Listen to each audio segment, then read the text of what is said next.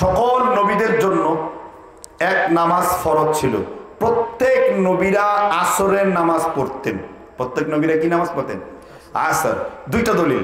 প্রথম দলিল হলো সূরা বাকারার আয়াত নাম্বার 238। আল্লাহ বলেছেন, হাফিযু আলাস সালাওয়াতি ওয়াস সালাতিল উসতা, তোমরা 5 ওয়াক্ত নামাজ আদায় করো, স্পেশালি উস্তার নামাজ। আবু বকর জাসাস রাহিমাহুল্লাহ তার আহকামুল কোরআনের মধ্যে আলোচনা মা আয়েশা থেকে দলিল নিয়েছেন। তিনি বলছেন, আম্মাজান আয়েশা রাদিয়াল্লাহু আনহা, এই উস্তর শব্দটা যদি কোরআনে না থাকতো আমি এটাকে মুছে দিয়ে সেখানে আসর শব্দটা যুক্ত করে দিতাম। তার মানে 5 ওয়াক্ত নামাজটা গুরুত্বপূর্ণ, কিন্তু আসরের নামাজটা স্পেশালি খুবই গুরুত্বপূর্ণ। সুবহানাল্লাহ। এভাবে বুখারীতে একটা হাদিস রয়েছে, কিতাবুস সালাত 523 নম্বর হাদিস, জিলদে আউয়াল প্রথম খণ্ড। বুরাইদা রাদিয়াল্লাহু তাআলা বর্ণনা করেছেন, আল্লাহর নবী মুহাম্মদ রাসূলুল্লাহ সাল্লাল্লাহু আলাইহি ওয়াসাল্লাম বলেন, মান তারাকাস সালাতাল আসর ফাকাদ হাবিতা আমালুহু, কেউ যদি শুধুমাত্র আসরের নামাজকে ছেড়ে দেয়, কেউ যদি শুধুমাত্র আসরের নামাজকে ছেড়ে দেয়, ফাকাদ হাবিতা আমালুহু, সে তার জিন্দেগীর সমগ্র আমলগুলোকে যেন নষ্ট করে ফেললো। তাহলে আসরটা গুরুত্বপূর্ণ, ঠিক না ঠিক? আচ্ছা, আল্লাহ সময়ের কসম খেয়েছেন। উইলিয়াম শেক্সপিয়ার বলেছেন, time and tide and wait for none, time is very short, art is long. সময় হলো নদীর পানির মতো বহমান, এজন্য সময়, আমি এই সময় নিয়ে আলোচনা করব। আজকে এই সময়ের আলোচনা করার মধ্যে সূরা আসরের আলোচনায় অনেকগুলো সময় আসবে। আমরা সময়ের কোন ভাগে আছি? প্রথম ভাগে আছি না শেষ ভাগে আছি? কথা বোঝেন নাই। আমরা সময়ের শুরুর দিকে আছি না শেষ দিকে আছি? বুখারী শরীফের 2য় খণ্ডের 6074 নম্বর হাদিসটি উল্লেখ করব। আল্লাহ রাসূল সাল্লাল্লাহু আলাইহি ওয়াসাল্লাম বলেন, ওয়া আন আবি হুরায়রা রাদিয়াল্লাহু আনহু قال قال رسول الله সাল্লাল্লাহু আলাইহি ওয়াসাল্লাম, এখানে একজন লোকের মুখে আমি নড়তে দেখলাম না, এমনিতে খুব হুব্বে রাসূল, আসছে নবীর জন্মদিন, ঘরে ঘরে মিলাদ দিন, কিন্তু এখন রাসূলের নাম শুনলে দরুদ নাই মুখে। দেখলেন তো আমরা কেমন ভুয়া মার্কা আশিক। যখনই আমরা রাসূলের নাম শুনবো সাথে সাথে তার উপর কি পড়বো? দরুদ পড়বো। এখন দরুদ কিভাবে পড়বেন? সংক্ষেপেও পড়তে পারেন, বড় করেও পড়তে পারেন। হাদিসে রাসূলের আলোকে নবী সাল্লাল্লাহু আলাইহি ওয়াসাল্লামের উপর পঠিত 10টা দরুদ হলো প্রমাণিত। কয়টা দরুদ? 10 প্রকার দরুদ আপনার প্রমাণিত রয়েছে। যখন রাসূলের নাম আসবে সাথে সাথে কি বলবেন? তাহলে আপনারা তো আসেন নাই, তাহলে কি রাসূলের প্রতি আদব ঠিক আছে না রাসূলের প্রতি আদব ঠিক নাই? ইমাম ইবনে হাজার আসকালানী রাহমাতুল্লাহ আলাইহি কিতাব লিখেছেন ফাতহুল বারি, অসংখ্য কিতাব লিখেছেন। যখন রাসূলের নাম আসবে সাথে সাথে আপনি আপনার হৃদয়ের সকল ভালোবাসা দিয়ে রাসূলের উপর কি পড়বেন? দরুদ পড়বেন। ওয়া আন আবি হুরায়রা রাদিয়াল্লাহু আনহু قال قال رسول الله, আল্লাহর নবী মুহাম্মদ রাসূলুল্লাহ সাল্লাল্লাহু আলাইহি ওয়াসাল্লাম তিনি স্পষ্ট করে বক্তব্য করেছেন। আল্লাহর নবী মুহাম্মদ রাসূলুল্লাহ সাল্লাল্লাহু আলাইহি ওয়াসাল্লাম তিনি আমাদেরকে বলেছেন, বুইস্তু আনা ওয়াস সাআ, এই দুইটি আঙ্গুল যেই রকমের পাশাপাশি, ক্বালা দাম্মাস সাবাবা ওয়াল উস্তা, এই দুইটা আঙ্গুল যেই রকমের কাছাকাছি নিকটবর্তী, আমি বিশ্ব নবী আর কিয়ামতকে রব্বুল আলামিন এতটা নিকটবর্তী করে পাঠিয়েছেন, আমি আল্লাহর নবীর মৃত্যু হয়ে যাবে আর তোমাদের ভিতরে কিয়ামত আসতে শুরু করে দিবে। এই জন্য রাসূলুল্লাহ সাল্লাল্লাহু আলাইহি সাল্লামের মৃত্যুতে রাসূলের 12 বছরের খাদেম আনাস ইবনে মালিক রাদিয়াল্লাহু আনহু তিনি রাসূলের মৃত্যুর পর খুব কাঁদতেছিলেন। তাকে জিজ্ঞেস করলো সাহাবারা, আপনি তো আমার নবীর খাদেম ছিলেন, তাহলে এত কান্নাকাটি করার কারণ কি? আনাস ইবনে মালিক রাদিয়াল্লাহু আনহু বলেছেন, আমি আল্লাহর হাবিব রাসূলুল্লাহ সাল্লাল্লাহু আলাইহি ওয়াসাল্লামের তার পৃথিবী থেকে বিদায় নেওয়ার মাধ্যমে আমি কিয়ামতের ঘন্টার আওয়াজ শুনতে পাচ্ছি।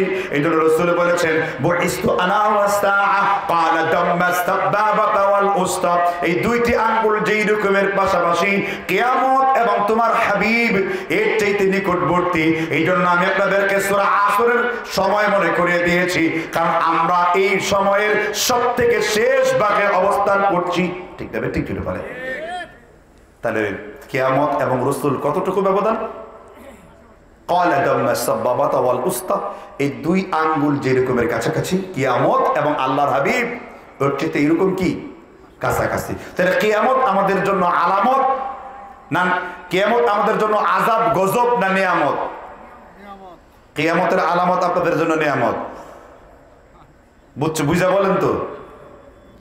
কিয়ামতের পূর্বে যেসব ইসলাম বিরোধী কর্মকাণ্ড ঘটবে এগুলো নিয়ামত আপনাদের জন্য, এবার খারাপ। সুবহানাল্লাহ বলেন। কিয়ামতের আলামত কিছু নিয়ামত আর কিছু গজব। নিয়ামত কিরকম? আমরা ঈসা নবীরে পাবো, এটা গজব না নিয়ামত? আমরা মাহদিকে পাবো, এটা গজব না নিয়ামত? আমরা শুকর ধ্বংস পাবো, প্রত্যেকটা বাড়িতে আল্লাহ তৌহিদ পৌঁছে দেবেন, এটা নিয়ামত না গজব? তাহলে বোঝা যাচ্ছে কিয়ামতের আলামত মানেই সব আলামত খারাপ না। কিছু আলামত আমাদের জন্য কিমিয়ায়ে সাআদাত, সৌভাগ্যের পরশমণি, আর কিছু আলামত আমাদের জন্য অত্যন্ত নেককারজনক। ঠিক না? ঠিক জুড়ে বলেন। তাহলে আমরা প্রথম আলামত থেকে বলবো। কি বলবো? কি শুনবেন কিনা? কি রাজি আছেন তো শোনার জন্য? প্রথম আলামত সহিহুল বুখারী হাদিস নাম্বার হলো 5082 নম্বরে উল্লেখ রয়েছে। মুসলিম শরীফের হাদিস নম্বরে 4075 নম্বরে উল্লেখ রয়েছে। মুহাম্মদ নুআইম কিতাবুল ফিতানের হাদিস নাম্বার 2025 উল্লেখ রয়েছে। তারপরে বুখারীতেও রয়েছে, মুসলিমেও রয়েছে। হাদিসটা হলো কি মুত্তাফাকুন আলাইহি, কোনো সন্দেহ নাই হাদিসের এই চেইন আর সনদ পড়ার কোনো দরকার নাই। এবার হাদিসটা মিলিয়ে নেই, শুনবেন কিনা হাদিসটা? আল্লাহর নবী মুহাম্মদ রাসূলুল্লাহ সাল্লাল্লাহু আলাইহি ওয়াসাল্লাম তিনি বলেছেন, লা তাকুমুস সাআ, ওই পর্যন্ত দুনিয়া কিয়ামত হবে না। আমি আবার বলছি, আল্লাহর নবী মুহাম্মদ রাসূলুল্লাহ বলেছেন, লা তাকুমুস সাআ, ওই পর্যন্ত দুনিয়া কিয়ামত হবে না। হাত্তা তালহাকা কাবাইলু মিন উম্মতি বিল মুশরিকিন, যেই পর্যন্ত আমার উম্মতেরা মুশরিকদের সাথে মিলিত হবে, যেই পর্যন্ত আমার উম্মতেরা মুশরিকদের সাথে মিলিত হবে। শুধু সেইখানে না, আল্লাহর হাবিব শেষ অংশে বলেছেন, হাত্তা ইয়াবুদাল আওথান, শেষ পর্যন্ত আমার উম্মতের মুসলমানেরা তারা মুশরিকদের মতো মূর্তি পূজাও পর্যন্ত করবে। এই জন্য কিয়ামতের পূর্বে আল্লাহর নবী মুহাম্মদ রাসূলুল্লাহ বললেন, ওই পর্যন্ত কিয়ামত হবে না যেই পর্যন্ত আমার উম্মতেরা মুশরিকদের সাথে মিলিত হবে। এবার আপনাদেরকে প্রশ্ন করি, আপনার এলাকার যুবক কিংবা অনেক মানুষেরা হিন্দু কিংবা কাফেরদের মতন তাদের সাদৃশ্য গ্রহণ করে কিনা জুড়ে বলেন? কেউ মূর্তির সামনে সেজদা করে, কেউ আবার মানুষের কবরের মধ্যে সেজদা করে। আমি জানি না আপনাদের এলাকায় এমন ঘটনা ঘটে কিনা। যদি আপনার এলাকার উদাহরণ আমি দেই না, যদি কোনো মানুষের কবরে সেজদা করার বিধান থাকতো, এবার এক নিঃশ্বাসে হাদিস বলবো। মুসলিম শরীফের আবু মারসাদ রাদিয়াল্লাহু আনহু হাদিস বর্ণনা করেছেন 1591 নাম্বার। আল্লাহর নবী মুহাম্মদ রাসূলুল্লাহ সাল্লাল্লাহু আলাইহি সাল্লাম বলেন যে, তোমরা কখনো কবরের সামনে দাঁড়িয়ে নামাজ আদায় করো না। ওয়ালা জাসসাসা ওয়ালা সুরাজা ওয়ালা ইউবনাম, তোমরা কবরের সামনে দাঁড়িয়ে নামাজ আদায় করো না। তোমরা কবরের মধ্যে বাতি জ্বালিও না। তোমরা কবরের কে পাকা করো না। যে ব্যক্তি তার চামড়াকে জাহান্নামের আগুনে জ্বালাতে চায়, সে ব্যক্তি কবরের মধ্যে বাতি জ্বালায়। যদি কেউ কবরের মধ্যে বাতি জ্বালায়, এটা আমার নবী মুহাম্মদ রাসূলুল্লাহ সাল্লাল্লাহু আলাইহি ওয়াসাল্লামের খিলাফ। আল্লাহর হাবিবের কবরে কোনোদিন এইরকম বাতি জ্বালানো হয় নাই। তাহলে আপনারা যদি এমন কাজটা দেখেন, তাহলে হাদিসে রাসূলের মধ্যে আজ থেকে 1500 বছর পূর্বে মুসলিম শরীফের মধ্যে রাসূলুল্লাহ সাল্লাল্লাহু আলাইহি ওয়াসাল্লাম তিনি নিষেধাজ্ঞা দিয়ে গেছেন, যার কবর পৃথিবীর শ্রেষ্ঠ কবর, যার কবর এই দুনিয়ার কোন মানুষের সাথে তুলনা হবে না, তিনি আমার নবী মুহাম্মদ রাসূলুল্লাহ সাল্লাল্লাহু আলাইহি ওয়াসাল্লাম। আপনি মরে যাবেন, আপনি মরে মানুষও থাকতে পারেন, আবার মরে কুত্তা পচা গন্ধ শুরু হতে পারে, কিন্তু আমার হাবিবের ব্যাপারে, আমার রাসূল সাল্লাল্লাহু আলাইহি ওয়াসাল্লাম, তার ব্যাপারে আল্লাহ তাআলা হাদিসের মধ্যে ওহী করেছেন। আবু দাউদের মধ্যে আল্লাহর নবী মুহাম্মদ রাসূলুল্লাহ বলেছেন, পৃথিবীর যত নবী আম্বিয়া আলাইহিস সালাম থাকবে, কিয়ামত পর্যন্ত রব্বে কারীম তার জন্য কবরের মাটিতে তার দেহ খাওয়া হারাম করে দেওয়া হয়েছে। এই জন্য কোন নবীর লাশ কিয়ামত পর্যন্ত আল্লাহ কবরের ভিতরে পচাবেন না। একটু জোরে জোরে বলেন না সুবহানাল্লাহ। খুব কষ্ট লাগছে কথা শুনতে। আমি আপনার সামনে দলিল উপস্থাপন করব, আর আপনি সেই দলিলে দেখে নেবেন যে আপনি ভুল পথের উপর আছেন না সঠিক পথের উপর আছেন। কথাকে বুঝতে পারছেন কিনা? আমার কাজ শুধু আপনার কাছে পৌঁছে দেওয়া। আপনার কাছে কি দেওয়া, পৌঁছে দেওয়া। আমি জবরদস্তি করতে পারি না। ইসলাম আমাকে শিখিয়েছে কারো উপর জোর করে কোনো কিছু চাপায়া দিবা না। কোরআন বলছে সূরা বাকারার 256 নম্বর আয়াত, লা ইকরাহা ফিদ্দিন ক্বাদ তাবায়্যানার রুশদু মিনাল গায়য়্যি। নির্ণয় হয়ে গেছে ভালো আর মন্দ। ইসলাম কোনো জবরদস্তির ধর্ম না। আপনি দলিল উপস্থাপন করো আপনার কাছে, লাস্তা আলাইহিম বিমুসাইতির, রাসূল আমি তো আপনাকে দারোগা করে পাঠাই নাই। ওমা আনা আলাইকুম বিওয়াকিল ওমা আনা আলাইকুম বিহাফিজ, রাসূল আমি তো আপনাকে পাহারাদার করে পাঠাই নাই। রাসূল আমি তো আপনাকে তত্ত্বাবধায়ক করে পাঠাই নাই। আপনার কাজ সূরা বানী ইসরাঈলের 153 নম্বর আয়াত আল্লাহ বলেছেন, কদ জাআকুম বাসাইর, আল্লাহর পক্ষ থেকে যে বাসাইর আসছে এটাকে বাসাইর বলা হয়। এই দলিলটা তুমি মানুষের সামনে উপস্থাপন করো। কেউ যদি কোরআন সুন্নাহর দলিল দেখে সেটা নিজের জন্য দেখবে, আর কোরআন হাদিস দেখার পরও কারো কলমে যদি মোহর মারা থাকে, যাদের চোখ থাকতেও অন্ধ, যাদের কান থাকতেও শুনতে পায় না, যাদের কলব থাকতে অনুভূতি করতে পারে না, রাসূলুল্লাহ সাল্লাল্লাহু আলাইহি ওয়াসাল্লাম বলেছেন ওমান আমিয়া ফাআলাইহা, এইরকম অন্ধ বধির ব্যক্তির জন্য আমি আল্লাহ তাআলাই যথেষ্ট, এরা কোনোদিন হেদায়েত পাবে না। ঠিক না? ঠিক দিতে পারেন, কোরআনে সাজানো আছে কথা। তাহলে হাদিস শুনলেন, আপনি কোনো কবর কেন্দ্রিক এই কাজগুলো করতে পারবেন না, হাদিসে নিষেধ। এখন বলতে পারেন যে হুজুর যারা আল্লাহর আউলিয়া তাদের কোনো ভয় নাই, আউলিয়াদের কোনো কি নাই। আল্লাহ কোরআনে আলোচনা করেছেন সূরা নিসার মধ্যে, আলা আউলিয়া আল্লাহ লা খাউফুন আলাইহিম ওয়া লা হুম ইয়াহজানুন, যারা আল্লাহর ওলি তাদের কোনো কি নাই, ভয় নাই। শুধু ভয় না, ইয়াহজানুন চিন্তাও নাই। সুবহানাল্লাহ বলেন। যারা আল্লাহর ওলি তাদের ভয় নাই, তাদের কোনো কি নাই। তারপরে কিন্তু আল্লাহ এখানে এতটুকু শেষ করেন নাই। তারপর আল্লাহ বলছেন কেন তারা আল্লাহর ওলি, কারণ কানু ইয়াত্তাকুন, তারা কি অবলম্বন করে চলতো, তাকওয়া অবলম্বন করে চলতো। কি অবলম্বন করে চলতো? তার মানে আল্লাহ যে বলছেন যারা আল্লাহর আউলিয়া লা খাউফুন আলাইহিম ওয়া লা হুম ইয়াহজানুন, তাদের ভয় নাই, চিন্তা নাই। কিন্তু এরপর আল্লাহ ব্রেকেট দিচ্ছেন যে ভয় চিন্তার সীমা রাখা কি, অবশ্যই কানু ইয়াত্তাকুন, তারা প্রত্যেকেই কি অর্জন করে চলবে, তাকওয়া অবলম্বন করে চলবে। এই তাকওয়া আরবি বলছি, এটার বাংলা অনেকেই বুঝেন নাই। তাকওয়া মানে কি? তাকওয়া কোন কোন জিনিস দিয়ে অর্জন করতে হয় বলেন তো? আপনার কি তাকওয়া আছে? আপনাদের এখানে তাকওয়া আছে কার কার? তাকওয়া নাই, এই জন্য হাত ওঠে না। ঠিক না? ঠিক জেনে বলেন। হাফেজ ইবনে কাসির তাফসীর ইবনে কাসিরের মধ্যে আলোচনা করেছেন কোরআন কারীমের সূরা বাকারার 183 নম্বর আয়াত, ইয়া আইয়ুহাল্লাযীনা আমানু কুতিবা আলাইকুমুস সিয়াম কামা কুতিবা আলাল্লাযীনা মিন ক্বাবলিকুম লাআল্লাকুম কি তাত্তাকুন। পড়ছেন না? আমি আল্লাহ তোমাদের জন্য রমজান মাসের রোজাকে ফরজ করে দিয়েছি, যেমনি ভাবে তোমার পূর্ববর্তী উম্মতদের জন্য ফরজ করেছি। কি জন্য ফরজ করেছি? এই জন্য ফরজ করেছি লাআল্লাকুম তাত্তাকুন, যাতে তোমরা তাকওয়া অবলম্বন করতে পারো। ইবনে কাসির রাহমাতুল্লাহ আলাইহি তাকওয়ার ব্যাখ্যা করতে গিয়ে বলেছেন, পা থেকে মাথা পর্যন্ত এমন কোন অঙ্গ নাই যার কোনো তাকওয়া নাই। হাতের তাকওয়া রয়েছে, চোখের তাকওয়া রয়েছে, কানের তাকওয়া রয়েছে, নাক দিয়ে যে নিঃশ্বাস আপনি নেবেন ওই নিঃশ্বাসের তাকওয়া রয়েছে, আপনার মুখের জবানের তাকওয়া রয়েছে, লজ্জাস্থানের তাকওয়া রয়েছে। ইবনে কাসির বলেছেন ওয়াদিনিল লাযী জাআত বিহি ওয়া তাহলিলিল হালালি ওয়া তাহরিমিল হারামি। ইবনে আব্বাস রাদিয়াল্লাহু আনহুর বরাত দিয়ে যে ব্যক্তি প্রত্যেকটা আল্লাহ এবং তার রাসূলের গুনাহ থেকে, যে ব্যক্তি প্রত্যেকটা অঙ্গকে গুনাহ থেকে ফিরিয়ে রাখে, ওই জিনিসটার নাম হলো তাকওয়া। এখন যেই ব্যক্তি নবীর সুন্নতের পায়রবি করে না, যেই ব্যক্তি আমার হাবিবের হাদিসকে তেলাওয়াত করে না, যেই ব্যক্তি কবিরা গুনাহ মুক্ত থাকে না, যার জায়গায় মহিলা পুরুষের নাচ নেমে যায়, যারা জিকিরের নামে ভণ্ডামি শুরু করে দিয়েছে, এদেরকে কোনোদিন আল্লাহর তাকওয়াবান বান্দা বলা যাবে না। কারণ কোরআন কারিমে তাকওয়াবান শব্দের অর্থ আমার বক্তব্য নয়। আলা হযরত নামের একজন ব্যক্তি রয়েছেন যিনি সুন্নি জামাতের প্রতিষ্ঠাতা, তিনি কিতাব লিখেছেন ফাতোয়া আলা হযরত। এরপর দ্বিতীয় জন ব্যক্তি রয়েছে আল্লামা ইয়ার খান নাইমি, তার কিতাব লিখেছেন যা আল হকের 34 নম্বর পৃষ্ঠায় স্পষ্ট করে বলেছেন। আর আলা হযরতের লেখক হলেন আহমেদ রেজা খান বেরলভী।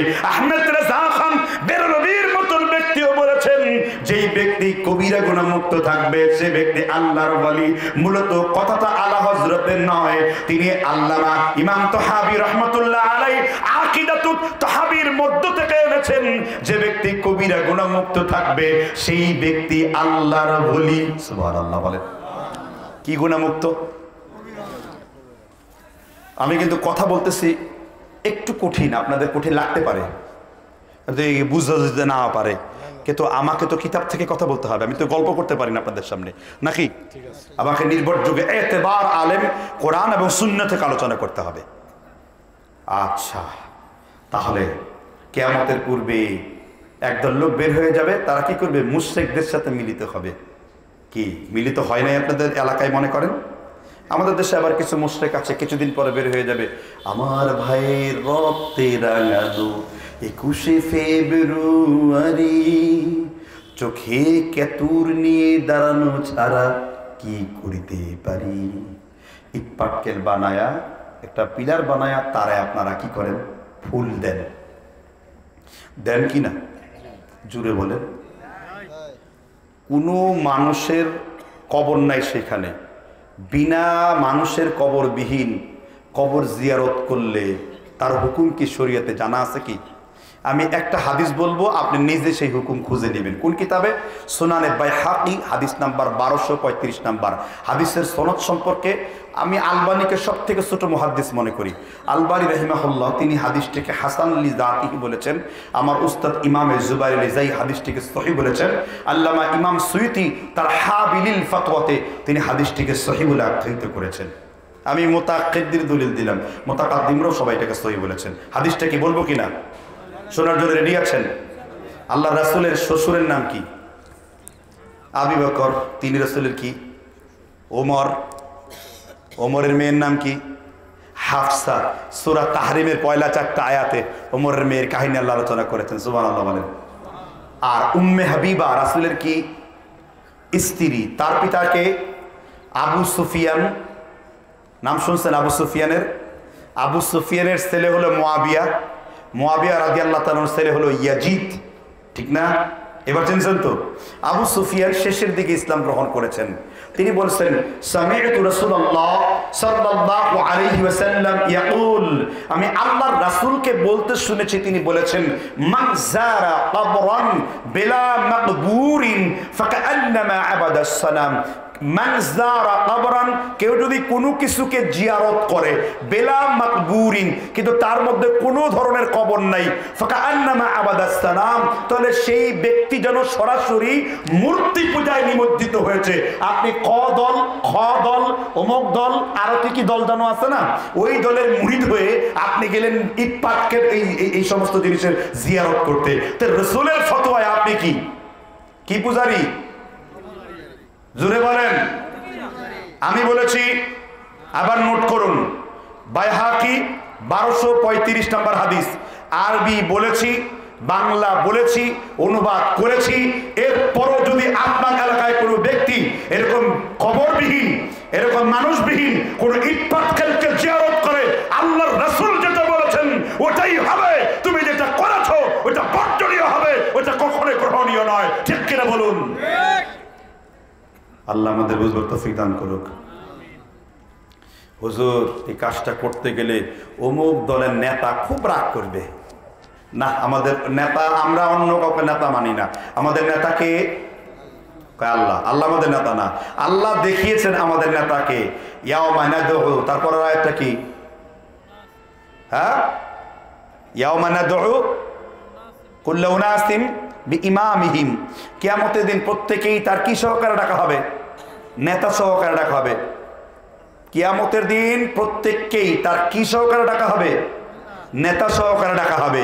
কোরআন কারীম সূরা বানী ইসরাইল আয়াত নাম্বার 31-এ আল্লাহ বলেছেন, কিয়ামতের দিন প্রত্যেককেই তার নেতা সহকারে ডাকা হবে, ইমাম সহকারে ডাকা হবে। একমত না দুই মত? কিয়ামতের দিন অনেকেই বলে, আহলে হাদিসরা রাসূলের শাফায়াতকে অস্বীকার করে, ডাইরেক্ট নির্জলা মিথ্যা কথা। বরং আহলে হাদিসরা বলে আল্লাহ তাআলার অনুমতি ক্রমে রাসূল সবথেকে বড় শাফায়াত পাবেন। এটাকে আরবিতে বলে শাফায়াতে কুবরা। সব নবীরা শাফায়াতের জন্য রাসূল সাল্লাল্লাহু আলাইহি সাল্লামের কাছে ধর্ণা ধরবেন। এরপর তিনি উসিলা নামের একটি জায়গায় মাকামে মাহমুদায় সব নবীদেরকে নিয়ে তিনি সিজদায় পড়ে যাবেন। সুবহানাল্লাহ বলেন। তাহলে আপনি নেতা মানবেন মুহাম্মদ। এই আয়াতের ব্যাখ্যায় ইবনে কাসির তাবি থেকে দলিল উল্লেখ করেছেন, হাযা আকবার লিশারফিন, যারা আহলে হাদিস তাদের জন্য বড় মর্যাদার বিষয় এটা যে আহলে হাদিসের ইমাম সাধারণ কোনো ইমাম না, ইমাম নাফঈ না, ইমাম ইবনে কাসির না, ইমাম আবু হানিফা না, ইমাম মালিক না, ইমাম শাফঈ না, আহলে হাদিসের ইমাম মুহাম্মদ সাল্লাল্লাহু আলাইহি ওয়াসাল্লাম। আপনি কি এমন ব্যক্তিকে নেতা হিসেবে পেয়ে খুশি না বেজার? আল্লাহ তাআলা বলছেন যে ব্যক্তি আমার হাবিবকে ভালোবাসবে, বেশ কিছু সূরা নিসার ৮০ নম্বর আয়াত, সূরা মুহাম্মদের অনেকগুলো আয়াত আমার দ্বিতীয় মেহমান পড়েছেন, আমি শুনতেছিলাম, আমাদের সাইফুল্লাহ বেলালী ভাই সুন্দর করে উপস্থাপন করছিলেন। আমি জাস্ট এগুলোর উপর একটু পলিশ করে দিলাম যেন আপনার ফাযাক্কির তানফাউল মুমিনুনা যিকরা, পুরনো জিনিসকে আবার স্মরণ করিয়ে দিলাম, এতে ইমানের জন্য উপকার হবে, নাফে হবে। কথাকে বুঝতে পেরেছেন কিনা? তাহলে এই পর্যন্ত আলোচনা প্রথম আলামতে শিখলাম যে সূরা আসরের ব্যাখ্যায় যে শেষ জামানার লোকেরা মুশরিকদের সাথে মিলিত হবে। কাদের সাথে? তারপর রাসূল কি বলছেন শেষ এখানে না, শিবরান বিশিবরিন যিরাআন বিযিরাইন, শিবরান বিশিবরিন যিরাআন বিযিরাইন, প্রত্যেক গজে গজে আঙ্গুলে আঙ্গুলে 4 আঙ্গুল পরিমাণ জায়গা বাকি থাকবে না। আমার উম্মতের শেষ দিকের মুসলমানেরা তাদেরকে অনুসরণ করবে। আল্লাহর হাবিব তারপর বলেন, হাত্তা লাউ দাখালু ফি হুজরি দাব্বিন, সাপ যেমন তার গর্তের মধ্যে ঢুকে পড়ে, কিয়ামতের পূর্বে আমার উম্মতের মুসলমানেরা ইহুদি খ্রিস্টানদের অনুসরণ করবে। এই হাদিসকে সামনে রেখে আল্লাহর নবীর বুখারী শরীফের বিখ্যাত সাহাবা হুযায়ফা রাদিয়াল্লাহু তাআলা আনহু তিনি বলেছেন, কিতাবের নাম মাজমাউজ যাওয়ায়েদের মধ্যে ইমাম নুরউদ্দিন হাইসামি আল ইরাকি আল হানাফি রাহমাতুল্লাহ আলাইহি হাদিস সংকলন করেছেন। হুযায়ফা রাদিয়াল্লাহু তাআলা আনহু বলেন, ওই ইহুদি খ্রিস্টানরা যদি শুকনা পায়খানা খায়, তারা তাদের সাথে মিলে শুকনা পায়খানা খাবে। তারা যদি তাদের সাথে মিলে নরম পায়খানা খায়, তাদের সাথে মিলে নরম পায়খানা খাবে। কি বলবেন? চামড়ায় লাগে নাই তো না?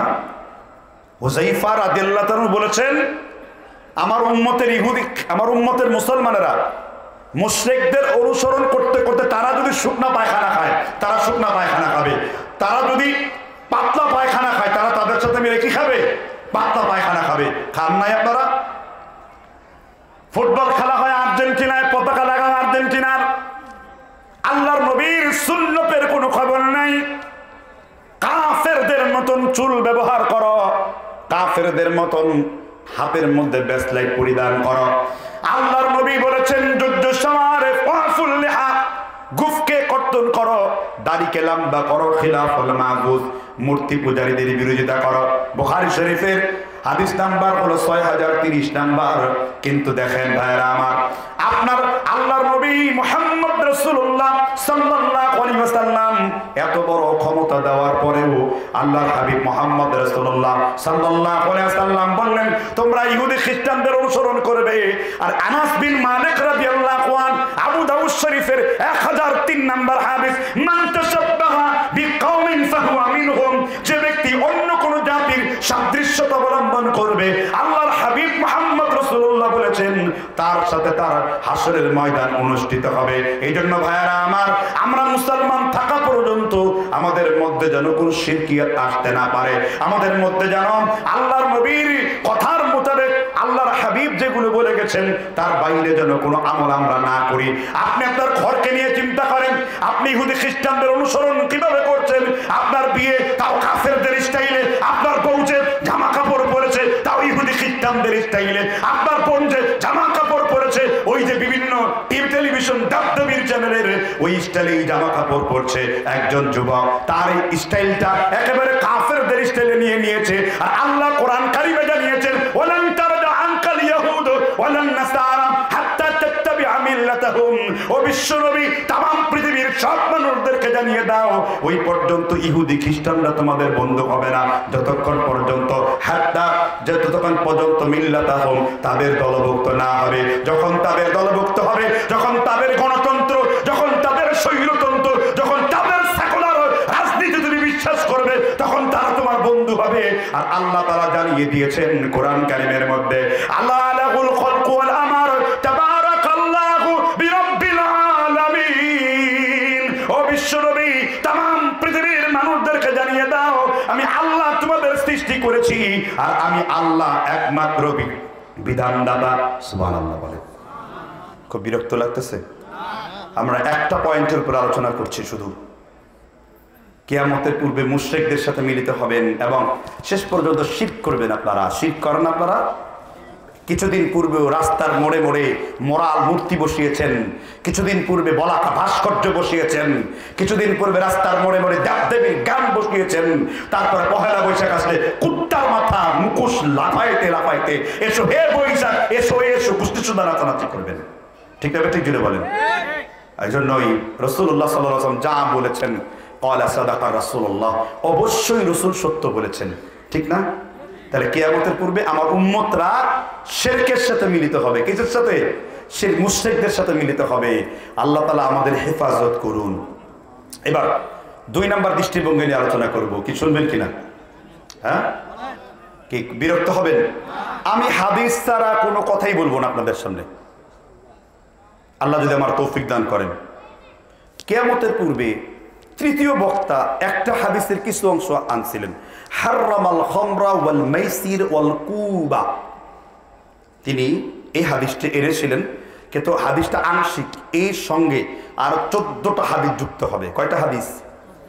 আমাদের দেশে দেখবেন অনেক জায়গায় বাদ্যযন্ত্র মিশ্রিত করে গান বাজনা হয়, আপনাদের এলাকায় হয়তো হয় না। কি মিশ্রিত? গান বাজনা মিশ্রিত বাদ্যযন্ত্র আপনাদের এলাকায় আছে এরকম? আমার জানার দরকার নাই, আমার জানা দরকার আল্লাহ রাসূল কি বললেন।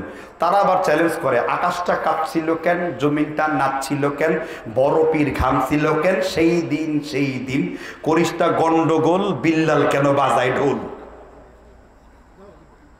এই হলো তাদের দলিল।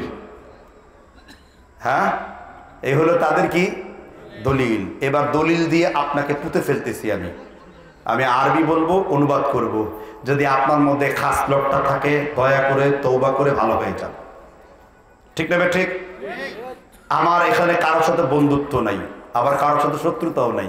তবে আল্লাহ এবং তার রাসূলকে ভালোবাসলে আল্লাহ আমার আপনার মধ্যে বন্ধুত্ব তৈরি করে দিবেন। এটা আল্লাহ ওয়াদা। ওয়ালা তাস্তাউইল হাসানা ওয়ালা সাইয়্যিআ। তোমরা যদি মন্দের জবাব ভালো দিয়ে দিতে পারো, ইদফা বিল্লাতি হিয়া আহসান ফাইযাল্লাযী বাইনাকা ওয়া বাইনাহু আদাওয়া। আল্লাহ বলেছেন তাহলে মন্দ আর ভালো সমান নয়। তোমরা যদি মন্দের জবাব ভালো দিয়ে দাও, আমি আল্লাহ তোমার আর তোমার শত্রুর মধ্যে বন্ধুত্ব সৃষ্টি করে দেব। আল্লাহ বুঝবার তৌফিক দান করুক। তাহলে কিয়ামতের পূর্বে আল্লাহ রাসূল সাল্লাল্লাহু আলাইহি ওয়াসাল্লাম একদল যুবক এবং একদল বৃদ্ধকে বলছেন শুয়োর। কি নাম বলছি? শুয়োর বলেছেন মুহাম্মদ। শুয়োরটা এই জন্যই বললাম কারণ শুকর বললে অনেকে বুঝবে না, তবে শুয়োর বললে চামড়ায় লাগবে।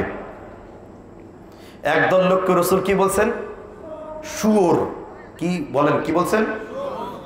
আর বলছেন রাসূল বানর। কি বলছেন? বানর। আচ্ছা, এই দুইটা কোথায় আছে আমি পুরা হাদিসের আরবি সহকারে বলবো, এরপরে আলেমদের জবান থেকে এটার অর্থ করতে চাইবো। কি বলবো কিনা? 4টা কিতাবে হাদিস রয়েছে। মুজামুল কাবির লি তাবারানী 1391 নাম্বার। এই হাদিস জামে সাগীরের মধ্যে বর্ণিত রয়েছে। হাদিস নাম্বার হলো 2024 নাম্বার। এই হাদিস ইমাম বুখারী তার তারিখুল কাবীরের মধ্যে 7ম খণ্ডের 235 পৃষ্ঠায় হাদিস নাম্বার 10077 উল্লেখ করেছেন ইমাম বুখারী রাহিমাহুল্লাহ। বুখারী শরীফ পড়ার আগে আরো 3খান কিতাব পড়তে হবে, তারপর বুখারী। এর মধ্যে একটি হলো তারিখুল কাবীর। বুঝছেন কি বললাম? এগুলো অনেক দামি কথা, এগুলো পরে বলা যাবে, উলুমুল হাদিসের ক্লাসে বলা যাবে, দাওরার ঘন্টা নেওয়ার সময় বলা যাবে। সাধারণ আমদের অত দূর পর্যন্ত না বুঝলেও হবে। তাহলে 3টি কিতাবে হাদিস বিদ্যমান। তাহলে হাদিস কিতাবে থাকতে হবে, সহি থাকতে হবে। আমি যদি বাংলায় বলতাম বলতেন বানায় বলে, আমি আরবি বলবো, অনুবাদ করব। কি করব কিনা? আল্লাহর রাসূল সাল্লাল্লাহু আলাইহি ওয়াসাল্লামের একজন সাহাবী ছিলেন, খুব বেশি তাওহীদ সম্পর্কে প্রশ্ন করতেন, শিরক সম্পর্কে প্রশ্ন করতেন। সেই সাহাবার নাম কি? শিরকের আলোচনায় আসলে ওই সাহাবার 1 নম্বরে থাকে। তাবিজের আলোচনায় আসলে তার হাদিস বেশি পাওয়া যায়। ইমাম আবু হানিফার আলোচনা আসলে ওই সাহাবার নাম আসে এবং ওনারা ওই সাহাবার দলিল বেশি দেন। সেই সাহাবার নাম কি? আব্দুল্লাহ ইবনে মাসউদ। আব্দুল্লাহ ইবনে, নাম শুনছেন কিনা? তিনি প্রশ্ন করলেন, ইয়া রাসূলুল্লাহ আইয়ুয যামবি ইনদাল্লাহ, আল্লাহর কাছে সবথেকে বড় গুনাহ কোনটি? রাসূল বলেন 3টি। 1 নাম্বার আশরিকে বিল্লাহ, আল্লাহর সাথে কি করা? তারপরে আব্দুল্লাহকে বলছেন, হে আব্দুল্লাহ, হুররিকাত ওয়াকুত্তিআত, তোমাকে যদি আগুনে পুড়ে ফেলা হয় কিংবা হত্যা করা হয়, মেরে ফেলা হয়, আনতাজআলা লিল্লাহি নিদ্দান ওয়া হুয়া খালাকাক, তবুও তুমি তোমার আল্লাহর সাথে শিরকে লিপ্ত হবে না। 296 নম্বর হাদিস, বুখারী, বাব হলো কিতাবুল ঈমান অধ্যায়ে হাদিসটি বিদ্যমান রয়েছে। ইবনে মাসউদ রাদিয়াল্লাহু তাআলা বর্ণনা করেছেন, সামি'তু রাসূলুল্লাহি, যারা দরুদ পড়েনি তাদের জন্য কি বদনাম করব নাকি? আমার নবী ইবনে উমর বর্ণনা করেছেন, আমার নবীর উপর দরুদ পড়লে আল্লাহ 10 থেকে রহমত বানাতে বানাতে 700 গুণ পর্যন্ত বৃদ্ধি করে দেন। হুজুর দলিল বলেন, রাসূল বলেছেন, কুল্লু আমাল ইবনে আদম দাআফু হাসানাতু আশরি আমসালিহা ইলা 700 দিরফিন, আদম সন্তানের নেক আমলকে আল্লাহ 10 গুণ থেকে বাড়াতে বাড়াতে 700 গুণ পর্যন্ত বাড়ায়া দেন। একটু আস্তে কর না, সুবহানাল্লাহ। তার মানে আমি রাসূলের উপর দরুদ পড়লে খুশি হন কে? ইমাম নববী রাহমাতুল্লাহ আলাইহি কিতাবুল আযকারের মধ্যে রাসূলের উপর দরুদ পড়ার অনেকগুলো ফজিলত বলেছেন। এক নাম্বার ফজিলত হলো, আপনি যদি দরুদ এবং ইস্তেগফার বেশি করে পড়েন, মাল্লাযিমাল ইস্তেগফার জাআলাল্লাহু লাহু মিন কুল্লি দিকিন মাখরাজা ওয়া মিন কুল্লি হাম্মিন রাযাকা হাইতু লা ইয়াহতাসিব। ইমাম শাতিবী রাহমাতুল্লাহ আলাইহি কিতাবুল ইতিসামের মধ্যে বলেছেন, যে ব্যক্তি রাসূলের উপর নিয়মিত দরুদ পড়বে, আল্লাহ রাব্বুল আলামিন তার রিজিক বৃদ্ধি করে দেবেন। রাসূলের উপরে যদি বেশি করে দরুদ পড়েন, কিয়ামতের দিন রাসূলুল্লাহ সাল্লাল্লাহু আলাইহি ওয়াসাল্লামের শাফায়াত আপনার জন্য সুপারিশ লাভ করবেন। রাসূলের উপরে দরুদ পড়লে আল্লাহর নবীর জন্য আপনার অন্তরের মধ্যে আল্লাহ মহব্বত ঢেলে দেবেন। তাহলে কেন পড়েন না? খালি তো চুপ করে বলতেছেন। এবার ইবনে মাসউদ বলেছেন, সামি'তু রাসূলুল্লাহি সাল্লাল্লাহু আলাইহি, ইবনে মাসউদ রাদিয়াল্লাহু তাআলা আনহু বলেন, লা ইয়াকুনান্না কওমুন মিন উম্মতি, ও আব্দুল্লাহ, শেষ জামানায় এমন কিছু পুরুষ আর নারী বের হবে। কি বের হবে? লা ইয়াকুনান্না কওমুন মিন উম্মতি, আব্দুল্লাহ, শেষ জামানায় আমার উম্মতের এমন কিছু নারী আর পুরুষ বের হবে, তারা দুইটা অপকর্ম করবে। কি অপকর্ম করবে? আলা তুআমিন ওয়া শারাবিন ওয়া লাহবিন, তারা নেশাদার দ্রব্য পান করবে আর তারা রাতের বেলায় মিউজিক বাজাবে, গান বাজনা বাজাবে। লাহু, এই যে হাদিসের অংশ আছে লাহবিন, এই লাহওয়াল হাদিস মানে হলো গান বাজনা। কোরআন কারিমে সূরা লুকমানের 6 নম্বর আয়াতে আল্লাহ বলেছেন, ওয়া মিনান নাসি মান ইশতারি লাহওয়াল হাদিস, মানুষের মধ্যে কতিপয় কিছু ব্যক্তি রয়েছে যারা লাহওয়াল হাদিসে ক্রয় করে। অনেকেই বলতে পারেন, হুজুর, আল্লাহ তো এখানে গানের কথা বলেন নাই, এখানে লাহওয়াল হাদিসের কথা বলেছেন। আমার বক্তব্য নাই। ইমামে আব্দুর রহমান সাহাবী তাফসীর লিখেছেন, ইবনে উসাইমিনের উস্তাদ 4 খণ্ডে আরবিতে তাফসীর সাহাবীর 4th খণ্ডে সূরা লুকমানের আলোচনায় তিনি বলেছেন, এই আবু সাহাবা রাহিমাহুল্লাহ আব্দুল্লাহ ইবনে মাসউদের প্রধান ছাত্র তাকে প্রশ্ন করলেন, এই লাহওয়াল হাদিসের মানে কি? আব্দুল্লাহ ইবনে মাসউদ একবার না 3 বার তার ছাত্র আবু সাহাবাকে বললেন, আল্লাহে আল্লাহে আল্লাহে, আল্লাহর কসম, বিআন্নাহু গিনা, এই আয়াতটা গান বাজনা হারাম হওয়া সম্পর্কে আমার আল্লাহ আকাশ থেকে বান্দাদের জন্য নাযিল করেছেন। হুজুর, কোন কিতাব থেকে দলিল দিয়েছেন? এবার হাদিসের কিতাবে খুলুন। ইমাম বুখারী রাহমাতুল্লাহ আলাইহি তিনি তার তারিখুল কাবিরের মধ্যে দলিল দিয়েছেন। আল্লামা জালালউদ্দিন সিয়ুতী রাহিমাহুল্লাহ তার কিতাব জামিউল হাদিসের 131 নম্বর পৃষ্ঠায় 10094 নম্বরেও তিনি দলিল দিয়েছেন, ইবনে মাসউদের কওল টেনেছেন, এই লাহওয়াল হাদিস মানে হলো গান বাজনা। তার মানে শেষ জামানায় মানুষ দুইটা কাজ করবে, আলা তুআমিন শারাবিন ওয়া লাহবিন, তারা কি করবে? গান বাজনা করবে। এখন ভাই সাহেব, আপনাদের এলাকায় এই ধরনের কাজ করে কিনা? বিভিন্ন গান, ভাওয়াইয়া গীতি, রবীন্দ্র গীতি, পল্লী গীতি, আবার একটানা নিয়ে, একটানা দুইটানা নিয়ে, ঠিক না? ঠিক। পল্লু খইয়া যাইনো রাতনি স্টাইলে এক নাজার আইনা বসাইয়া বেমর কলবের ভিতর বাবারে, আমার বাবাই আল হাসানি হের কাছে আছে মারফতের খনি, পল্লু খইয়া যাইনো রানি চাইলে এক নাজার, টুনটুনা টুন ঝুনঝুনা ঝুন। বুঝাইয়া দিলাম আমি, আছে না নাই? গান বাজনা বাজাবে। আপনাদের এলাকায় কেউ বাজায় না, আমি কোন দলের নাম উল্লেখ করেছি? আমি হাদিস উল্লেখ করতেছি। তাহলে রসুল বলেছেন শেষ জামানায় কি হবে, রসুল তো এতটুকু বলেন নাই। এইবার আর আপনার শুনতে আপনার ভালো লাগবে না। তারপর কি রসুল সাল্লাল্লাহু আলাইহি সাল্লাম বলেন ফায়াসবাহু ক্বাদ মাসাখু কিরাদাতান ওয়া খানাজির, এই দুইটা পাপের কারণে তাদের চেহারাকে বিকৃতি করে শুয়োর আর বানরে পরিবর্তন করা হবে। কিরাদাতান মানে কি? বানর। খিনজির মানে কি? এর জমা হলো খানাজির। কথা কি বুঝতে পারছেন কিনা? বহু বচন। তাহলে এই দুইটা পাপের কারণে এখন হুজুর বলতে পারে, হুজুর এখানে তো অনেক ছেলেরাই গান বাজনা শুনলো, কই একটা চেহারা তো শুয়োরের মতো না। এই হাদিসের অর্থ এরকমটা না। মুহাদ্দিসগণ বলেন, তিরমিজি শরীফের ব্যাখ্যাকার ইমাম আব্দুর রহমান মুবারকপুরি, কিতাব আরবি তুহফাতুল আহওয়াজি, আল্লামা ইমামে আনোয়ার শাহ কাশ্মীরি, কিতাবের নাম ফাইজুল বারি আলা সহিহিল বুখারী, তিনি উল্লেখ করেছেন এই হাদিসের অর্থ হলো তাদের চরিত্রগুলো শুয়োর এবং বানরের মতো হয়ে যাবে। কিগুলো? কেন রাসূল শুয়োরের সাথে তুলনা করছেন? এই পৃথিবীর সর্বশ্রেষ্ঠ প্রাণীর নাম কি বলতে পারবেন? প্রাণীর মধ্যে সবথেকে শ্রেষ্ঠ প্রাণী কোনটা? মানুষ ছাড়া সর্বশ্রেষ্ঠ প্রাণীর নাম বলেন তো। এই যে আমার হুজুর বলছেন, আপনার প্রতিদিন জুমায় পড়েন আফালা ইয়ানজুরুনা ইলাল ইবিলি কাইফা খুলিকাত ওয়া ইলাস সামাই কাইফা রুফিআত ওয়া ইলাল জিবালি কাইফা নুসিবাত, পড়েন কিনা?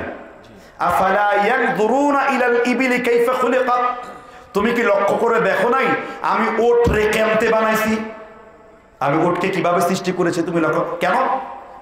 এই আয়াতের ব্যাখ্যায় তাফসির ফি দিলালিল কোরআনের মধ্যে সৈয়দ কুতুব শহীদ ইখওয়ানি তিনি আলোচনা করতে যে বলেছেন, তার ব্যাখ্যাটা আমার ভালো লাগছে। ওটের মধ্যে আল্লাহ তিনটি গুণ দিয়েছেন যেটা অন্য কোনো প্রাণীর মধ্যে দেন নাই। এক, ওট 6 মাস পর্যন্ত পানি লোড করে রাখতে পারে। সুবহানাল্লাহ বলেন। মূলত ওট সৃষ্টি হয়েছে কোন জায়গা থেকে বলেন তো? বলতে পারলেন না। আবু দাউদে হাদিস রয়েছে, রাসূল বলেছেন ওট সৃষ্টি হয়েছে শয়তান থেকে। তাহলে শয়তান, আর শয়তানকে দমন করার জন্য ওটের মধ্যে চড়িয়েছেন আল্লাহর নবী পয়গম্বরদেরকে, শয়তান দমন হয়ে গেছে। সুবহানাল্লাহ বলেন। ওট সৃষ্টি হয়েছে। ওট নিয়ে আমার কাছে এত রসদ আছে যে এটা নিয়ে 1 ঘন্টা আলোচনা করা সম্ভব। ওট শুধু ইবিল সম্পর্কে কবি ইমরুল কায়েস ওটের শুধু 70টা আরবি লিখছেন। কথা কি বুঝতে পারছেন কিনা? তো এই ওট কেন 6 মাস পর্যন্ত পানি? কারণ ওট দিয়ে লম্বা সফর করতো নাবিকরা, যারা এক দেশ থেকে আরেক দেশে ব্যবসা করতো, প্রতিমধ্যে পানি পাইতো না মরুভূমিতে, তখন ওটটা জবাই করলে সাথে সাথে পানি সামনে চলে আসতো, পানি খেয়ে সে জীবন ধারণ করতে পারে। এটা জোরে বলেন না সুবহানাল্লাহ। একটি কারণ। দ্বিতীয় কারণ হলো যখন মরুভূমিতে ঝড় আসে, মরুর ঝড় মারাত্মক, আল্লাহ তাআলা ওটকে আলাদা একটা শ্বাসনালী দিয়েছেন, সে মরুর ঝড়কে প্রোটেস্ট করতে পারে। সুবহানাল্লাহ বলেন। আর আরেকটা হলো আপনার আমার মতো এইরকম সাধারণ শ্বাসনালী আছে। আর আরেকটা হলো ওটের গোশত হলো নিঃসন্দেহে খুব সুস্বাদু, তবে বুখারীতে এসেছে ওটের গোশত এত গরম যে এটা খেলে সাথে সাথে ওযু ফরজ হয়ে যায়, ওযু করতে হবে আপনার জন্য। সুবহানাল্লাহ বলেন। আর ওট হলো নিরীহ প্রাণী, কোনো মারাত্মক আক্রমণ করে না। আরেকটা বৈশিষ্ট্য ইবনে কাসির উল্লেখ করেছেন, ওট এমন একটা সভ্য কার্টিসিয়াস প্রাণী, সে সহবাসের জন্য কোনোদিন তার মা এবং তার বোনকে নিযুক্ত করে না, তাদের সাথে সহবাসে লিপ্ত হয় না। সুবহানাল্লাহ বলেন। আর পক্ষান্তরে সব থেকে নিকৃষ্ট প্রাণীর নাম কি? কুকুর না, একটু আগে যে নাম বলছি শুয়োরের ওয়াজ করতেছি তো আমি। জাকির নায়েককে প্রশ্ন করছে যে মুসলমানদের জন্য শুয়োর খাওয়া কেন হারাম। উনি বলছেন আমি যদি মানে কোরআন থেকে 2 জায়গায় শুয়োর খাওয়া হারাম উল্লেখ করা হয়েছে। এখানে আমার দেশের এক শ্রেণীর বাউলা মনের লোকেরা কয় হুজুর খালি শুয়োরের নাম বলতেছে কেন? শুয়োরের নাম বললে 40 দিন মুখটা নাপাক থাকে। এরকম আকথা কুকথা আছে না নাই? তাহলে কোরআনে আল্লাহ শুয়োরের নাম কয়বার নিছেন? তাহলে আল্লাহ তাআলার জবান নিয়ে প্রশ্ন আছে কিনা? তাহলে আপনার ওই ভুল জানাটা, ওই কুসংস্কারটা, ওই খোরাফাতটা শিরক এবং বিদআতের দরজায় চলে গেছে। কি মারাত্মক ভুল আপনার আকীদা। বিনা কারণে কোনো মুসলমানকে সালা বলাও যাবে না। কি বলাও যাবে না? পুরান ডাকাতটা আলাদা। বাবা হালাইবে, মাস্টার বে হালায়, কিছু পড়ায় না। বাবা বলার একজন আরেকজন হালায় হালায় করে ডাকতেছে, মহব্বতের হালা। এটা হলো আলাদা ভাষা, এটা পুরান ঢাকার সংস্কৃতি। শূকর, ডাক্তার জাকির নায়েক যুক্তি দিলেন, শূকর হলো এমন একটা প্রাণী, যখন সে সহবাসে লিপ্ত হয়, ওই পাড়ার যত শুয়োর আছে সবগুলারে একত্রিত কইরা পরে এই কাজটা করে, দেখায় আমি কত বড় যৌনবীর। এই জন্য গান বাজনা শুনলে তাদের চরিত্র কিসের মতো হয়ে যায়? তাদের চরিত্রকে শুয়োরের মতো বানিয়ে দেওয়া হয়। আর এই গান বাজনা শুনেই টেলিভিশন খুললেই, ধর্ষণ টেলিভিশন খুললেই, মেয়েদের শ্লীলতাহানি টেলিভিশন খুললেই, ইউটিউব খুললেই, ফেসবুক মেসেঞ্জার খুললেই, অমুক অমুক জায়গায় প্রেম ভালোবাসার এগুলো সব শুরু হয়েছে এই মিউজিকের কারণে, গান বাজনার কারণে। রাসূল সাল্লাল্লাহু আলাইহি ওয়াসাল্লাম এই জন্য বলেন, সাউতানে মালউনানি ফিদ দুনিয়া ওয়াল আখিরা মিসমারুন ইনদার নি'মা ওয়া রান্নাতুন ইনদা মুসিবা। দুইটা আওয়াজ হলো আল্লাহর দৃষ্টিতে অভিশপ্ত আওয়াজ। অথচ গান বাজনা ছাড়া বিয়ে হয় না, গান বাজনা ছাড়া বিয়ের আসর জমে না, গান বাজনা ছাড়া বিয়েতে যায় না। আবার এখানে কিছু মুরব্বী আছে 12 হাত লম্বা কুত্তার মতন জিহ্বা বের করে খেতে বসে যায়। লজ্জা থাকা উচিত। যেই মজলিসে গান বাজনা বাজানো হয়েছে, ইমাম আহমদ ফতোয়া দিয়েছেন লা ইয়াজুজু ফিল শরিয়া, শরীয়তে বৈধ নাই ওই দাওয়াতের অনুষ্ঠানে অংশগ্রহণ করা। কারণ আল্লাহ কোরআনে বলেছেন ওয়া তাআওয়ানু আলাল বিররি, আর তোমরা ভালো কাজে একজন আরেকজনকে সহায়তা করো। ওয়া তাআওয়ানু আলাল ইসমি ওয়াল উদওয়ান, পাপের কাজে তোমরা কাউকে সাহায্য করো না। ये आयत और ये हदीस और ये ताबी की कौल मेरा इस्तिदलाल है और यही दलील है, मजबूत के साथ दलील है। এটাই দলিল। আপনি যাচ্ছেন গান বাজনা শুনে কুকুরের জিহ্বা বের করে খেতে, খান না বিরিয়ানি কোনোদিন? লজ্জা করেন আপনার? এই কথা তো আপনি নিতে পারবেন না, আপনার জোর নাই। মসজিদের ইমামকে বলবেন কোরআন হাদিস থেকে দলিল স্থাপন করে কথা বলার জন্য। কথা কি বুঝতে পারছেন কিনা? রাসূল সাল্লাল্লাহু আলাইহি ওয়াসাল্লাম আরো বলেছেন, নাসাই শরীফের হাদিস 1500, এছাড়া হাদিসটা আবু দাউদের মধ্যে উল্লেখ করেছে, ইবনে মাজার হাদিস 4090 নাম্বার। নবী সাল্লাল্লাহু আলাইহি ওয়াসাল্লাম বলেন, নিঃসন্দেহে ইস্তাহিল্লুনাল হিরা ওয়াল হারিরা ওয়াল খামরা ওয়াল মাআজিফ, কিয়ামতের পূর্বে মানুষ রেশমকে হালাল মনে করবে। কিয়ামতের পূর্বে মানুষ স্বর্ণকে হালাল মনে করবে। সোনা আছে না, স্বর্ণ। আপনাদের এখানে অনেক মানুষ বিয়েতে যায়, মেয়ের বাড়িতে আংটি পরা দেয়, স্বর্ণের আংটি পরে। তুমি স্বর্ণের আংটি পরো ঠিকই, কলকাতা হারবাল খেয়ে তোমার পুরুষত্ব ফিরে আসবে না, গাধা। কেন? ইবনে আব্বাস বলেন, আমরা কুন্না মা নবী সাল্লাল্লাহু আলাইহি সাল্লাম ফি সাফার, আমরা রাসূলের সাথে একটা সফরে ছিলাম। একজন যুবকের হাতে রাসূল একটা আংটি দেখতে পাইলেন, স্বর্ণের আংটি। রাসূল টেনে এটাকে খুলে বললেন, হে যুবক, এই আংটি যে তুমি হাতে পরিধান করছো, আল্লাহর কসম জাহান্নামে এইরকম একটি পাথর পরিধান করে দেওয়া হবে, আর এতে তোমার মগজগুলো গলে গলে পড়তে শুরু করবে, ফিরকে দিয়ে তোমার চামড়ির মগজ পর্যন্ত বের হয়ে যাবে। তখন রাসূলের এই কথায় সে হার্ড হয়ে গেছে। সাহাবারা বলে, তুমি কি তারপর স্বর্ণ আংটিটা পড়তে চাও? বলছে, না, আমি যুবক, আল্লাহর রাসূলের এত সুন্দর হাদিস শুনে আমি রাসূলের প্রতি ঈমান এনে ফেলেছি, আমি আর কোনোদিন এই স্বর্ণের এই জাহান্নামের পাথরটা আমার হাতের মধ্যে লাগাবো না। হাদিস মুসনাদ আহমদ 9ম খণ্ড, হাদিস নাম্বার হলো 19046 নম্বরে সহিহ সনদে হাদিসটি বর্ণিত হয়েছে। তাহলে যারা হাতের মধ্যে সোনা পড়ছেন তারা জান্নাতি না জাহান্নামী? কি একমত না দুই মত? ফতোয়া দেয় অতটুকু স্বর্ণ পড়তে হবে, যতটুকু পড়লে আমার কাফনের কাপড় পড়তে হবে। এটা শয়তানের কথা। এটা কার কথা? এটা শয়তানের ওহী। আর আল্লাহ এবং তার রাসূলের ওহী হলো স্বর্ণের সাথে পুরুষের কোনো সম্পর্ক। তাহলে হুজুর এটা কারা পড়বে? এটা মহিলারা পড়বে। কেন? ইবনে উসাইমিন বলে, লিজিনাত, সৌন্দর্যের জন্য। ওয়াহুয়াল্লাযী সাখখারাল বাহর লিতাকুলু হিলিয়াতান তালবাসুনাহা ওয়া তারাল ফুলকা মাওয়াখির। কোরআনের সূরা আল্লাহ সুবহানাহু ওয়া তাআলা আলোচনা করেছেন সূরা নাহলের 10 নম্বর আয়াতে, তোমরা সমুদ্রের গভীর জলযানের দিকে তাকাও, আমি তোমাদের স্ত্রী এবং মেয়েদের জন্য পরিধান করার অলংকার আমি সমুদ্রের পানির নিচে রেখে দিয়েছি। এই জন্য পৃথিবীর এবং বাংলাদেশের অনেক জায়গায় ঝিনুকের মুক্তা চাষ করে অনেকেই কোটি কোটি টাকার মালিক হয়েছে, আলহামদুলিল্লাহ বলেন। কাজেই পাঙ্খাস মাছ চাষ করে ঝিনুক চাষ ধরেন। কথা কি বুঝতে পারছেন কিনা? ঝিনুক দিয়ে কি বানানো? ঝিনুক দিয়ে কি দামি মুক্তা পাল বানানো হয়। এই যে মুক্তা কালার পাঞ্জাবি পরেছে, যে মুরব্বী মুক্তা কালার পাঞ্জাবি পরেছে, বুঝতে পারছেন কিনা? পাল। তাহলে গান বাজনা শুনলে রাসূল তাদেরকে কি বলেছেন আপনারা বলেন তো একটু? সুর বলেছেন। কেন? সুরের চরিত্র এই মিউজিক যারা বাজায় তাদের মধ্যে আছে না নাই? এই যে হাদিসগুলো এতক্ষণ বন্ধ শুনছি, আর গান বাজনা শুনলে আরেকটা বড় পাপ হয়, বলেন তো কি? ইমাম গাজালি রহমতুল্লাহ আলাই মানখুল লিল গাজালি কিতাবের নাম, কিতাবুল মানখুল লিল গাজালিতে উল্লেখ করেছেন, গান বাজনা ইবনে মাসউদের হাদিস হলো অন্তরের মধ্যে মুনাফিকি তৈরি করে, বৃষ্টির মধ্যে যেমন শাক তৈরি করে, আর অন্তরের মধ্যে ইবাদতের মজাকে আল্লাহ উঠিয়ে দেন। কিসের মজাকে?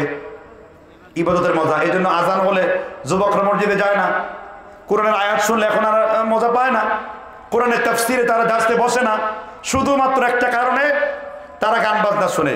আবার এই দেশের কিছু অধুনা বড় লোক রয়েছে যারা নাকি ভিআইপি এবং সিআইপি, ভিআইপি টয়লেট এবং সিআইপি টয়লেট রয়েছে, নিকুচি করি এদের ভিআইপি নামি। এরা বলে হুজুর কিছু সফট সঙ্গীত শোনা যাবে? সফট মানে একদম ঠান্ডা আওয়াজে গাড়ির মধ্যে বাজায়, কয় সফট সঙ্গীত শুনতেছি। ঠিক না? ঠিক যদি বলেন গান বাজনা কোনো মতে হারাম না। এখন আসেন সঙ্গীত গাওয়া যাবে কিনা? ইসলামী সঙ্গীত গাওয়া কিছু ওলামাদের নিকট মুবাহ, কি হালালও না সরাসরি হারামও না। তবে যদি সঙ্গীত কিছুটা প্রতিবাদী হয়, কিবাদী হয়?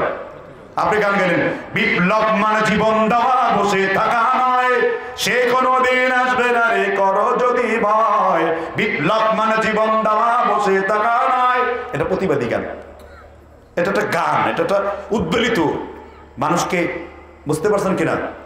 আপনি যদি সারাদিন গান এসো আল্লাহর পথে এসো রাসূলের পথে এসো, তো এই গান আপনার জন্য বৈধ, কারণ এটা আল্লাহ এবং তার রাসূলের দিকে আপনাকে আহ্বান জানানো হচ্ছে, বুঝতে পারছেন কিনা? তো সুতরাং গান ইসলামী গানের নামেও অতিরঞ্জিত করা যাবে না, ইসলামী গানের নামেও অন্য হিন্দি গানের সুরে নকল করে গান গাওয়া যাবে না। তাহলে মানুষ বলবে এই লোকটা গান শুনে গান বানিয়েছে। কথা কি বুঝতে পারছেন কিনা? ইসলামের একটা আলাদা তাহজিব রয়েছে, ইসলামের একটা আলাদা তমদ্দুন ট্রেডিশন রয়েছে, ইসলামের একটা আলাদা সংস্কৃতি রয়েছে। এই জন্য কিয়ামতের পূর্বে প্রচুর মিউজিক চর্চা হবে, মসজিদগুলো শূন্য হয়ে গেছে, যুবকদের অন্তর থেকে মজা একেবারে উঠে গেছে, মেয়েদের মধ্যে জেনার সুরসুরি প্রত্যেকটা গানের মধ্যে আছে যৌন সুরসুরি, যার ফলে সে চূড়ান্ত সুরে পরিণত হয়ে যাচ্ছে। রাসূল তারপর বলেছেন বাদর হয়ে যাবে। এই জন্য 31st নাইটে বাদরামো কাকে বলে? এরপরে আপনার ভ্যালেন্টাইন ডেতে বাদরামো কাকে বলে?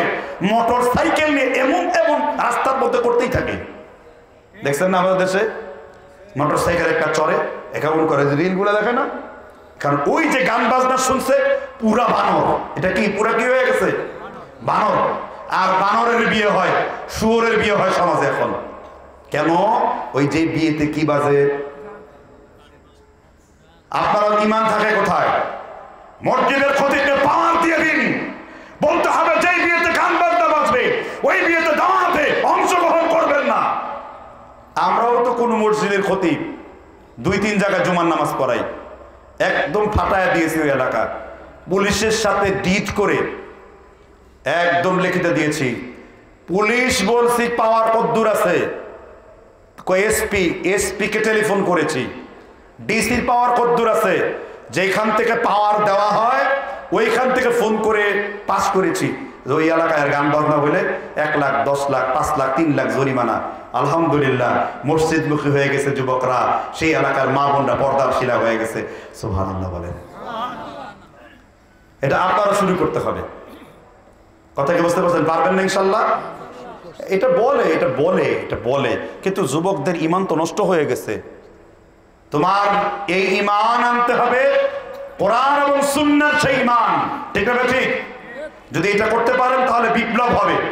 তাহলে বিপ্লব কিন্তু এমনি হবে না, অনেক বাধা আসবে, অনেক বিপরীত আসবে, সেগুলোতে অতিক্রম করতে হবে। ওই যে কবি আইনুদ্দিন বলেছিলেন, বিপ্লব মানে জীবন দেওয়া, বসে থাকা নয়। তাই বসে থাকবেন কেন আপনি? আল্লাহ তাআলা বুঝবার তৌফিক দান করুন। তাহলে 2 নাম্বার কিয়ামত সম্পর্কে বুঝলাম যে কিয়ামতের পরে প্রচুর গান বাজনা হবে, ঠিক না ভাই? ঠিক। বিল্লাল কেন বাজায় ডোল, খোল মোল্লা হাদিস খোল, কই খুইলা তো খালি হারামি পাইলাম। তোমরা যে কইলা খোল মোল্লা হাদিস খোল, বিল্লাল কেন বাজায় ঢোল, খালি তো হাদিসে হারামি তো পাইলাম। হারামাল খামরা ওয়াল মাইসিরা ওয়াল কুবা ইস্তাহিল্লুনা আল হিরা ওয়াল হারিরা ওয়াল মাআজিফ صوتان ملعونان في الدنيا والآخرة مزمار عند النعمة ورنات عند المصيبة। সবগুলো হাদিস যা পূর্বে আমি উল্লেখ করে দিয়েছি। এখন আপনারাই বলেন, আপনাদের সাথে ঘর থেকে গান বাজনা মুক্ত করতে পারবেন তো ইনশাআল্লাহ? আমি কিছু যুবকদের হাত দেখতে চাই, যে যুবকরা সত্যিকার অর্থে মিউজিকের সাথে আওয়ামী লীগের মতো জিরো টলারেন্স। পারবেন না ইনশাআল্লাহ? কি পারবেন তো ইনশাআল্লাহ? কে কে পারবেন? আব্দুল আল্লাহকে দেখান। আব্দুল মেয়েদেরকে বিয়ে দিতে, আচ্ছা মেয়ের জামাইকে আংটি পরে দেয়, ভিতরে মহিলা আছে। আচ্ছা, মহিলাদের একটা পর্ব থাকা উচিত, ঠিক না? ঠিক। খুব খুশি না? আচ্ছা, গান বাজনা বন্ধ হইল, এবার তৃতীয় পার্ট, থার্ড পার্ট। এখানে কিছু একটা হাদিস বলার পর এখানে অনেক পুরুষরা হিজড়া হয়ে যাবে। এখন থার্ড জেন্ডার, খুনসা। শুনবেন হাদিসটা? কি সাহস আছে? কি শুনতে চান তো? আবু দাউদ শরীফের 2726 নম্বর হাদিস। রাসূল সাল্লাল্লাহু আলাইহি ওয়াসাল্লাম বলেন,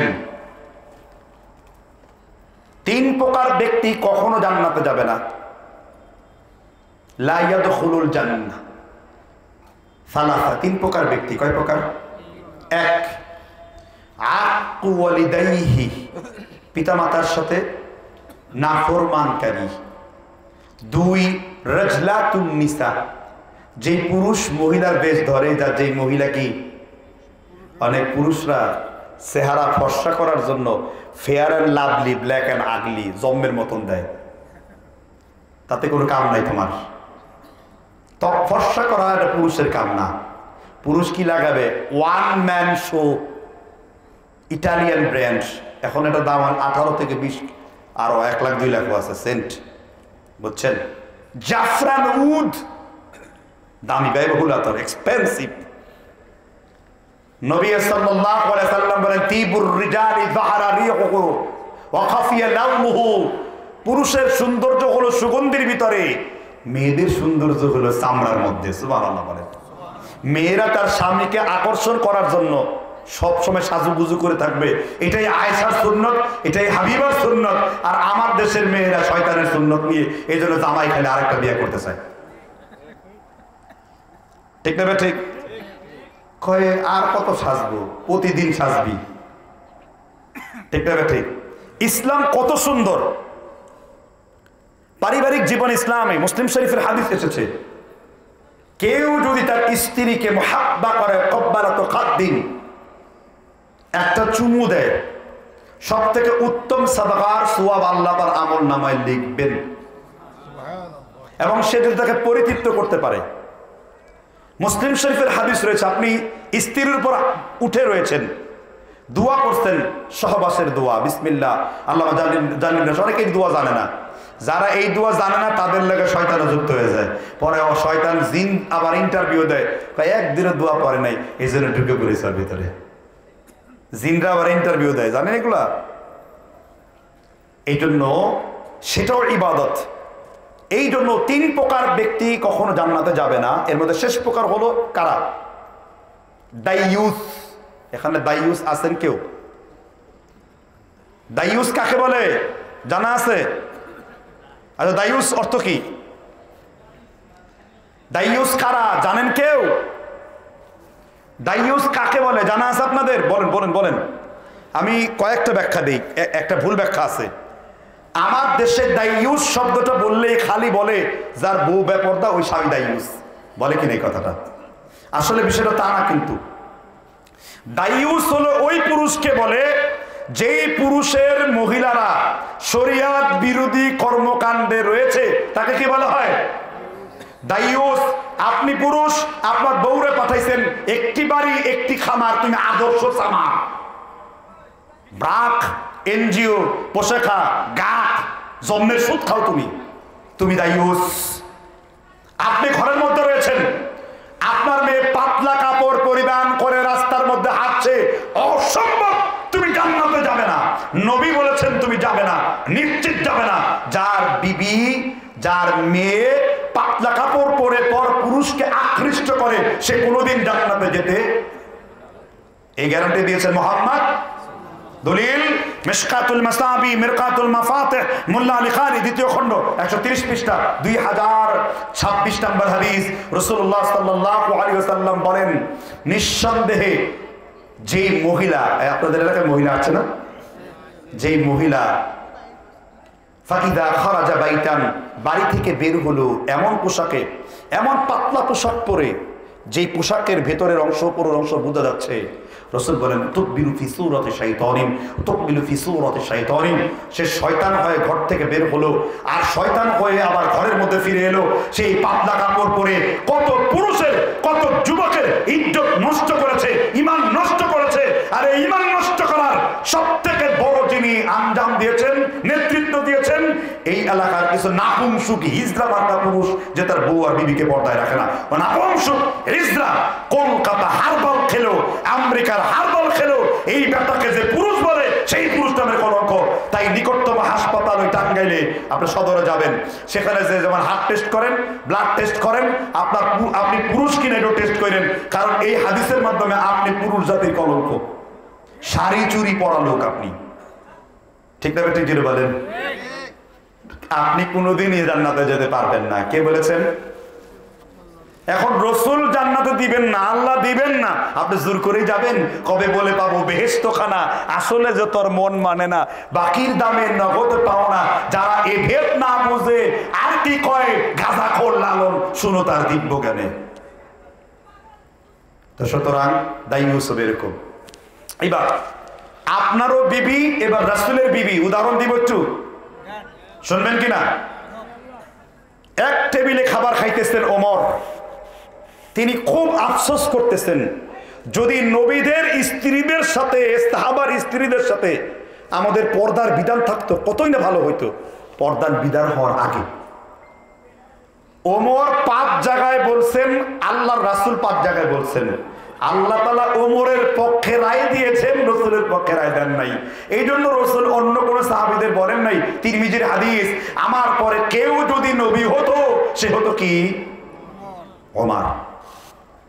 ওমর ইবনে খাত্তাব রাদিয়াল্লাহু আনহু চিন্তা করলেন, যদি নবীর স্ত্রীদের সাথে পর্দা করার ব্যবস্থা থাকতো কতই না ভালো হতো। আল্লাহর নবীর স্ত্রী কয়জন জানা আছে কি? আল্লাহর নবীর স্ত্রী 11 জন। আবার শেষ দিকে 2 জন দাসীকে বিয়ে করেছিলেন, মারিয়া কিবতিয়া এর মধ্যে একজন, সাফিয়া এর মধ্যে একজন। অতঃপর আল্লাহর নবী তাদেরকে আবার স্ত্রী হিসেবে মর্যাদা দিয়েছেন। আল্লাহর নবীর শেষ দিকের স্ত্রী ছিলেন উম্মে সালামা রাদিয়াল্লাহু আনহা। কি নাম বলেছি? উম্মে সালামা। আমার বক্তব্য নয়, ইমাম আলুসি বাগদাদি তাফসীর রুহুল মানির ভিতরে সূরাতুল আহজাবের 32 নম্বর আয়াতে কারিমার ব্যাখ্যায় আল্লাহ আয়াত নাযিল করলেন। উম্মে সালামা বললেন, আমি যখন এই আয়াত অবতীর্ণ হওয়ার আগে মদিনার ওকাস বাজারে গিয়েছি, আমি দেখতে পেলাম মহিলারা অর্ধ উলঙ্গ ছোট ছোট কাপড় পরে আছে। কিন্তু রাতের বেলায় আল্লাহর আকাশ থেকে আয়াত অবতীর্ণ হয়ে গেল, ওয়া কুল্লি আসওয়াজিকা ওয়া বানাতিকা ওয়া নিসাইল মুমিনিনা ইউদনিনা আলাইহিন্না মিন জালাবিবিহিন্না। উম্মে সালামা বলেন, এই আয়াত যখন নাযিল হয়ে গেল, এখন থেকে কোন মহিলা তার বক্ষ দেশ উন্মুক্ত করে যেতে পারবে না, পায়ের গোড়ালি থেকে শুরু করে একেবারে চুল পর্যন্ত ঢাকা থাকবে, তারা খুমুর পরিধান করবে। এবার উম্মে সালামা বলেন, পরের দিন সকালে বেলায় আমি হাজতে নিজেও পর্দা করেছি, আমি গোটা মদিনার মধ্যে প্রবেশ করেছি। আল্লাহর আয়াতের ধাক্কা তাদের অন্তরকে এমন ভাবে পরিবর্তন করেছিল, আমি শিমালে তাকালাম, আমি জুনুবে তাকালাম, আমি মাশরিক থেকে মাগরিবে তাকালাম, আমি পূর্বে তাকালাম, পশ্চিমে তাকালাম, উত্তরে তাকালাম, দেখি আর কোনো মহিলা নাই। গোটা মদিনার বাজারটা মিসলালুল বরাক, বরাক মানে হলো কাউয়া, আবার উবাইদুল কাদের কাক না, অরিজিনাল কাক। আল্লাহর নবীর স্ত্রী বলেন মিসলালুল বরাক, যেন গোটা মদিনাটা কালো কাকে পরিণত হয়ে গেছে, যার হাতও কালো, যার পাও কালো, যার ঠোঁটও কালো। এই জন্য রাসূল বলেছেন আল মারউ আওরাতুন, মহিলা হলো গোপন বস্তু, তার হাত হলো পর্দার ভিতরে। ইমাম শাফি রাহমাতুল্লাহ আলাইহি ওই আয়াতের ব্যাখ্যা করেছেন ওয়াল্লাযীনা হুম লিফুরুজিহিম হাফিজুন ইল্লা আলা আজওয়াজিহিম আও মা মালাকাত আইমানুহুম ফাইন্নাহুম গায়রু মালুমিন ফামান ইবতাগা ওয়ারাআ যালিক ফাউলাইকা হুমুল আদুন। ইমাম শাফি বলেন মহিলাদের কণ্ঠস্বর পর্দার অন্তর্ভুক্ত। আপনি বাড়িতে নাই, আপনার বিবি ঘরের মধ্যে বসে আছে, আপনার এলাকার চাচাতো ভাই আপনার খুঁজতে এসেছে, ওই ভাবি যেন তাকে জোরে সোরে কথা বলে, মিষ্টি আওয়াজে কথা না বলে। কি জন্য মিষ্টি আওয়াজে বলবে না? রব্বি কারীম কোরআন কারীমে জানিয়ে দিয়েছেন একজন মহিলা পরপুরুষের সামনে কেমনে কথা বলে, বা ওয়াকুল্লা কাউলাম মা'রুফা, অত্যন্ত বিবেক দিয়ে খাটিয়ে যুক্তিসঙ্গত কথা বলবে, কর্কশ ভাষায় কথা বলবে। তোমার যত কোমলতা, তোমার যত মিষ্টতা একমাত্র তোমার স্বামীর জন্য। রাসূল বলেছেন কানা ইয়ানদুরু ইলাইহা, স্বামী আর স্ত্রীর ভিতরে কোনো অঙ্গের পর্দা আল্লাহ রাখেন নাই, এটাই হলো নিয়ামত। রাতের অন্ধকারে একজন গার্লফ্রেন্ড নিয়ে শুয়ে আছেন, আল্লাহর আকাশ থেকে আপনার উপর গজব বর্ষিত হয়, কিন্তু রাতের অন্ধকারে আপনার বিবিকে আপনি ঢেকে ফেলেছেন মহাব্বতের চাদর দিয়ে। আল্লাহ আকাশ থেকে সূরা তাহরিমে বলেন ওয়াজআলু বাইনাহু ওয়া বাইনা মাওয়াদ্দাতাও ওয়া রাহমা, আমি তোমার আর তোমার স্ত্রীর মধ্যে আল্লাহর আকাশ থেকে আমি আল্লাহ মহব্বতকে বৃদ্ধি করে দেই। একটু জোরে জোরে বলেন না সুবহানাল্লাহ। এরকম রোমান্টিক আয়াত কোরআনে আছে। কি আয়াত? রোমান্টিক। আপনি কোরআনকে কি মনে করেছেন? এদেশের বক্তাদেরকে নিয়ে আমার খুব আফসোস হয়, জানেন। প্রতিদিনই বিভিন্ন জায়গায় মাহফিলে যায়, বক্তাদের দৈন্য দশা দেখে আমি নিজেই কিছুটা বিরক্ত। আসলে এদের উদ্দেশ্য মানুষের হেদায়েত না। কমিটির উদ্দেশ্য হলো ভাইরাল বক্তা আনতে হবে, আর বক্তার উদ্দেশ্য হলো শ্রোতার মন জয় করতে হবে। সবই হইল, কিন্তু ইসলাম থাকলো না। ঠিক না ঠিক? কমিটির উদ্দেশ্য হলো ওই এক এলাকার আকীদা ইমান সংশোধন করতে হবে, বক্তার উদ্দেশ্য হলো ওই এলাকায় যেই রোগ আছে ওই রোগের ওষুধ দিয়ে আসতে হবে। আমি এখন যেগুলো দিচ্ছি এগুলো আপনার এলাকার ওষুধ। আপনি যে আমার দাওয়াত দিবেন এটা আমার কোনো প্রয়োজন নেই, আমার দাওয়াতের কোনো অভাব নেই। কথা কি বুঝতে পারছেন কিনা? আপনি যে বলবেন যে হুজুর দাওয়াত রাখেন, আমি দাওয়াতের জন্য এখানে আসিনি, আমার দাওয়াতের অভাব নেই। কথা কি বুঝতে পারছেন কিনা? আমাদের কাছে ফেসবুক হাফেজাহুল্লাহ, ইউটিউব হাফেজাহুল্লাহ আছে। ফুনাইতে থেকে ধরি তো না বিরক্তে। আলহামদুলিল্লাহ, অহং করছি না, বাস্তবতা বোঝাচ্ছি যে আপনাদের অবশ্যই এইসব বিষয়গুলোকে ইসলাহ করা উচিত, সংশোধন করা উচিত। নাকি বলেন ভাই সব? নাকি আপনার বিবিকে আপনারও শালি কবিতা বলেন, ডালের সাথে চাল ফিরি, বউর সাথে শালি ফিরি, হেন করেঙ্গা তেন করেঙ্গা, লাঠিসে আমদার মুগুর ভরেঙ্গা। আপনি শালির সাথে খোলামেলা দেখা করতেছেন। রাসূলের একজন জান্নাতি শালিকা আছে, কি নাম তার? রাসূলের শালিকার নাম কি? ওই যে পিছন থেকে বললে তলাবেল ইলম, না এক তলাবা দাওরায়। আল্লাহ তাআলা তাকে মুতামাক্কিন বানান কোরআন এবং হাদিসের ব্যাপারে, আমিন। সেই মহিলা রাসূলের শালিকা 110 বছর বেঁচে ছিলেন। সুবহানাল্লাহ বলেন। আব্দুল্লাহ ইবনে জুবায়েরের মা, যে আব্দুল্লাহ ইবনে জুবায়েরের হাদিস ছাড়া বুখারী শরীফ সাদা কলা পাতা, আপনি যা আমিন জুরে ঠেইলা কোন, ওইটা আব্দুল্লাহ ইবনে জুবায়েরের দলিলে ইন্নালিল মাসজিদি লাজ্জাতান। ইবনে জুবায়ের এত জোরে আমিন বলতেন যে মসজিদটা গুম গুম গুম করে কেঁপে উঠতো। সুবহানাল্লাহ বলেন। আপনারা কেউ বিরক্ত হইতেছেন কথা শুনে? আলোচনাকে মুখতাসার মানে সংক্ষেপ করে দেব। আচ্ছা, এবার আমি আপনাদেরকে একটি ফাইনাল কথা বলছি। আপনারা আপনাদের মেয়েদের পর্দার ক্ষেত্রে খুবই গুরুত্ববান হবেন। আর এইখানে সব থেকে গুরুত্বপূর্ণ অবদান হলো কার? পুরুষের। মা বোনরা এতক্ষণ খুব রাগ করলো, আরে মা বোন তুমি রাগ করো কেন? তোমার ব্যাপারে 3টা হাদিস আজকে হাদিয়া দিয়ে যাব, শুনবে কিনা? আসমা বিনতে আবি বকর রাসূলের শালিকা, খুব মানে রাসূলের ওই আরশা বড়, খুব সুন্দর করে সে যোগ্যতে বসে আছেন। হ্যাঁ, উনি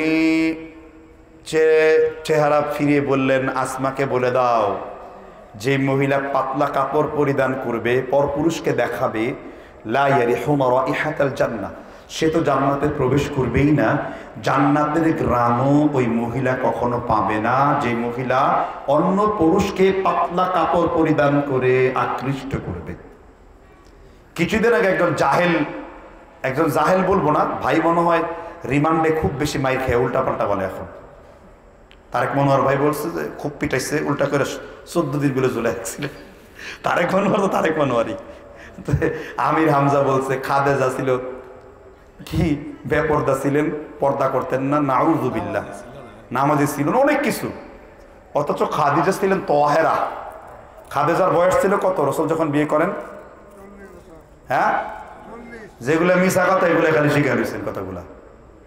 খাদিজার বয়স ছিল, 2টা রাওয়ায়াত ইবনে ইসহাকে উল্লেখ রয়েছে 27, আরেকটা রয়েছে 29, আর বানায় দিছে 40। আর এইদিকে নাস্তিকরা কয় বুড়া বউ এই কথা করে রাসূলের চরিত্র আক্রমণ করে। অথচ ইতিহাস জানলেন আপনি কি ভুল। খাদিজার বয়স ছিল কত? 27, আরেকটা রাওয়ায়াত কি? এই দুইয়ের মধ্যে কোনটি বেশি শক্তিশালী? ইবনে আসাকির তারিখে দিমাশকের মধ্যে বলেছেন 27 বছরটা বেশি শক্তিশালী, কবি। সুবহানাল্লাহ বলেন। আর ভুল যায় না বলেন কি 40 বছর যে আপনি একজন রাসূলের স্ত্রী, আমার আম্মা জানিয়ে বললেন, দলিল দিবেন আপনি? নীল আকাশের নিচে জমিনের উপরে এমন কোন দলিল দেন যে 40 লেখা আছে? আমি আহকার, আমি গোলাম, কোই মুতানাফিস কি দলিল কি সাথ, আমি কোনো দলিলের সাথে এটা পাই নাই। উসকা নাম নিশানা কবি নেই মিলতা, এটার অস্তিত্ব মিলে নাই আমার কাছে। তাহলে আপনারা কি জানলেন আজকে নতুন করে? খাদিজার বয়স কত রাদিয়াল্লাহু আনহা? হ্যাঁ হ্যাঁ, আপনারা যে ইতিহাস পড়ছেন ওই ইতিহাস লেখ থেকে জানেন হিট্টি কি? ডাব্লিউ হিট্টি মুসলমান, কিসে? খ্রিস্টান, ইংরেজ, জম্মের মতন 2 নাম্বারে ঢুকাই দিছে। আপনারা হিট্টির বই পড়ে ইতিহাস শিখেন না। ইসলামের ইতিহাস ইবনে কাসিরের বিদায়া পড়ে শিখবেন। ইবনে আসাকির তারিখে দিমাশক 80 খণ্ডে বই লিখছেন। কয় খণ্ড? 80 ভলিউমে বই। কত ইতিহাস জানা দরকার আপনার? সুবহানাল্লাহ বলেন। তাহলে ইতিহাস হইতে হবে গ্রহণযোগ্য, ঠিক না ভাই? ঠিক। ইতিহাস কোনো দলিল না, ইতিহাস হলো মজা, হাস্তুরি। ইতিহাস পড়বেন কি জন্য? মজা পাওয়ার জন্য। আর দলিল পাওয়ার জন্য পড়বেন কোরআন আর হাদিস। ক্লিয়ার? জি।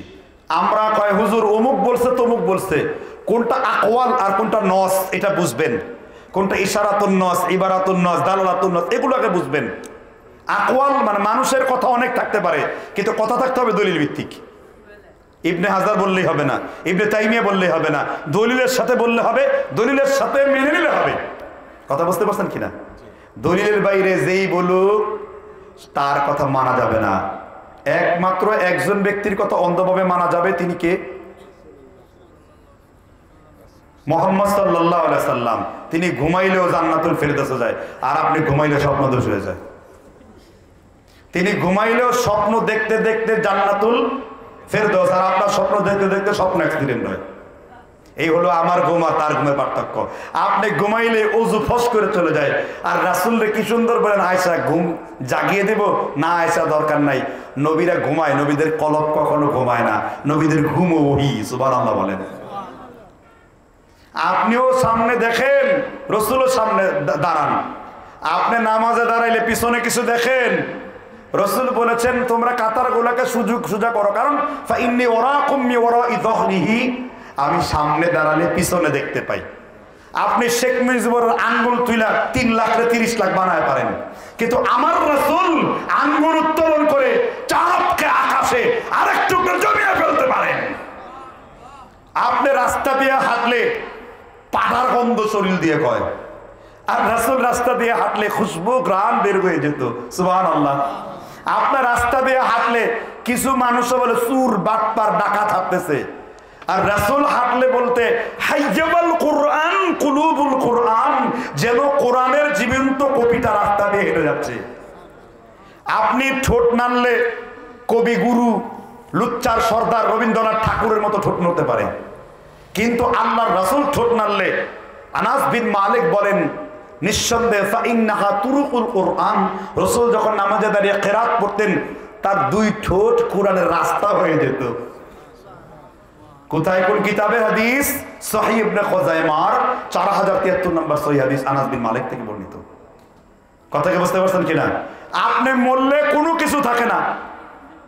আর যখন রাসূল মরছেন, আনাস বিন মালিক বলেন দিনটি ছিল সোমবার, ফজরের পরে আমরা রাসূলের দিকে উনজুর লক্ষ্য করে দেখলাম নবী সাল্লাল্লাহু আলাইহি সাল্লামের পুরা শরীরটা ওরাকাতুল মুসহাফ, এই কোরআনের পৃষ্ঠাগুলো যেমন চকচক চকচক দলদল করছিল, রাসূলের চুল থেকে মাথা পর্যন্ত এরকম চকচক জলজল করছিল।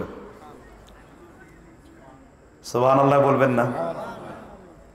তাহলে আপনাদের জীবন চরিত্র রাসূলের মতো কর। সেই রাসূল নিজের বিবিদেরকে প্রশিক্ষণ দিয়েছেন, আপনার ঘরে নাই। সেই মা বোনরা এখানে বসে আছেন, আপনাদের জন্য ফজিলত রয়েছে। কি? 3টি ফজিলত। 1, বুখারী মুসলিম মুত্তাফাকুন আলাইহি আদাবুল মুফরাদের 1030 নম্বর হাদিস।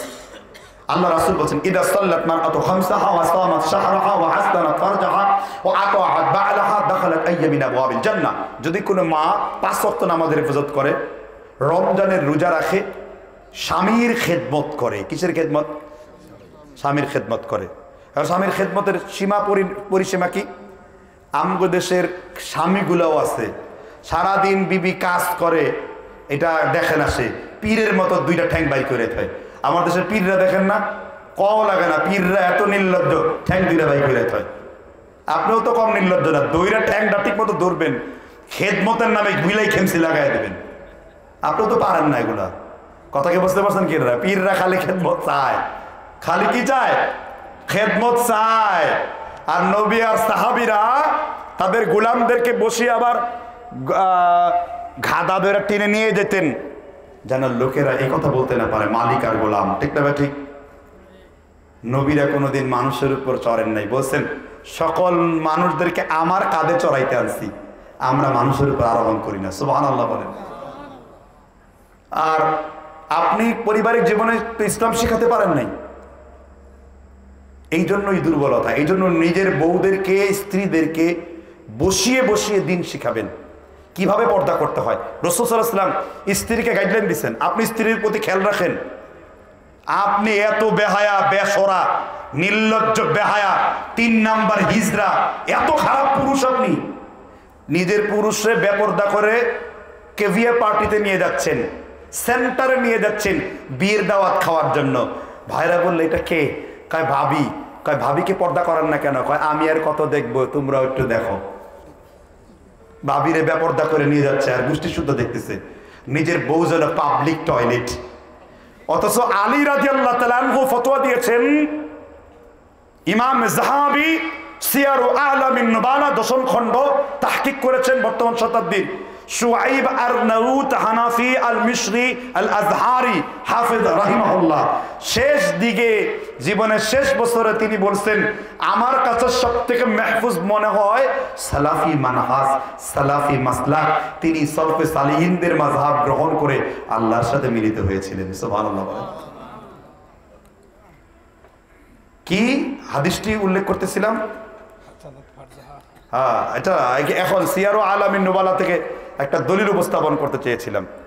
ও আলী রাদিয়াল্লাহু আনহু বলেছেন, কোনো মহিলাকে, কোনো পুরুষকে যদি প্রশ্ন করা হয় তোমার স্ত্রীর চুল কেমন, তোমার স্ত্রীর শরীর কেমন, তোমার স্ত্রীর লম্বা কতটুকু, তো আলী রাদিয়াল্লাহু আনহু বলেছেন একজন পুরুষের এতটুকু গায়রাত থাকতে হবে যে সে যদি এই অপরাধে তার কর্দারও খেতে পারে, তাও শরীয়তে অন্যায় বলে গণ্য করা হবে না। শরীয়ত এত গুরুত্ব দিয়েছে পুরুষের ক্ষেত্রে। হে উবাদা, তুমি দেখো তোমার স্ত্রী কারোর সাথে জেনা করতেছে, তুমি কি করবে? ইয়া রাসূলুল্লাহ, আদ্রিব উনুকা গায়রা মুসফা, আমি একটা কোপ দিয়ে ওর গর্দান কেটে ফেলবো। রাসূল সাহাবীদেরকে বলছেন যে আতাহাজাবুনাকা মিন গায়রাতি সাআদ, সাহাবের আত্মসম্মান তোমাদের গায়ে লাগছে? আমি রসুল তো অনেক আত্মসম্মানওয়ালা। আপনার মেয়েকে অন্য পুরুষ দেখে, আপনার বোনকে অন্য পুরুষ দেখে, আপনার বোন এমন বেহায়া কাপড় পরে ওমরের চাবুক পিটা করে আপনার বোনকে বোরকা পরাতে বাধ্য করতে হবে, না হলে ঘর থেকে বের করতে হবে। এটাই শরীয়তের বিধান। কিন্তু আপনার ভাই হিসেবে ব্যর্থ।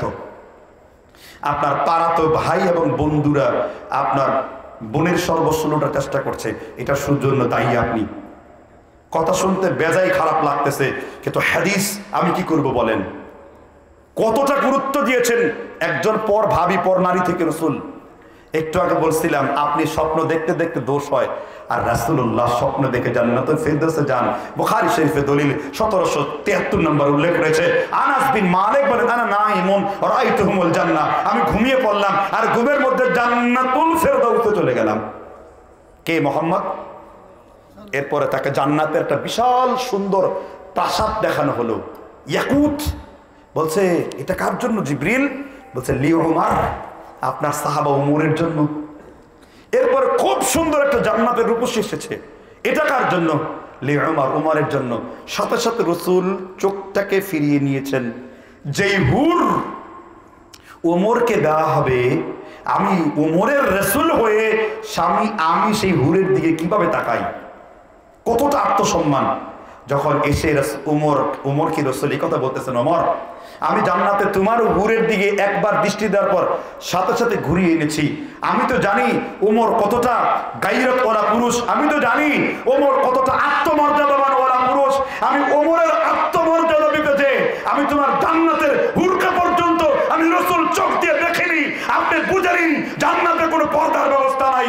আমার রাসূল আপনাকে বুঝিয়ে দিয়েছে নিজের বিবির ক্ষেত্রে কতটা আপনাকে কনসাস হতে হবে, কত থিঙ্ক ট্যাঙ্ক করে আপনাকে রাস্তায় চলতে হবে।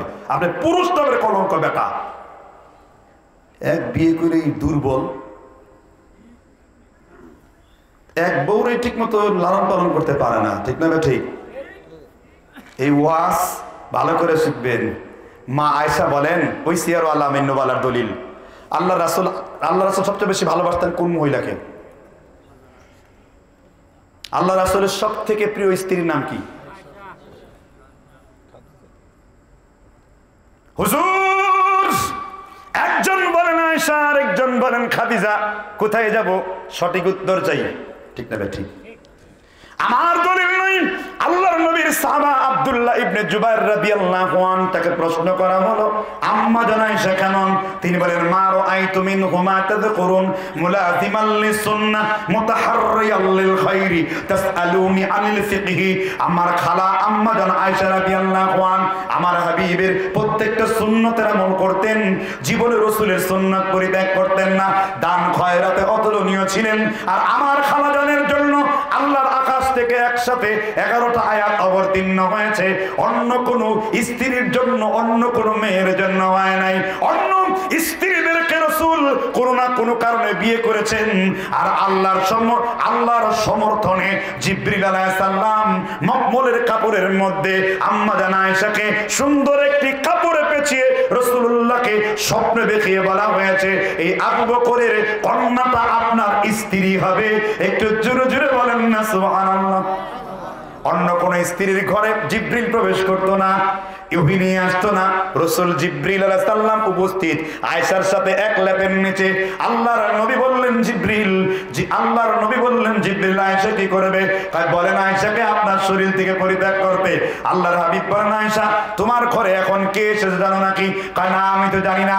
তোমার ঘরে অন্য কোন ঘরে জিবরিল এই সময় প্রবেশ করে না, কিন্তু আমি যখন তোমার সাথে একটা লেপের নিচে শুয়ে থাকি আমি আল্লাহ তাআলা জিবরাইলকে তখনও পাঠান, কারণ আল্লাহ তাআলার কাছে তুমি সম্মানিতা।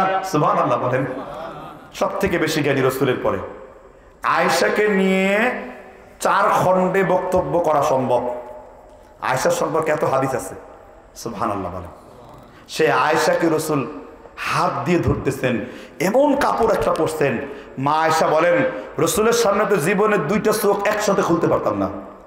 এখন তো আপনার স্ত্রী খুব পর্দা করে, কিন্তু চোখের মধ্যে আবার আইল্যান্ড মস্করা দিয়ে লাল বানায়া একটু দেখায় চামড়াটা, আমি খুব সুন্দর, আমার চোখে আকর্ষণ আছে, আছে না নাই?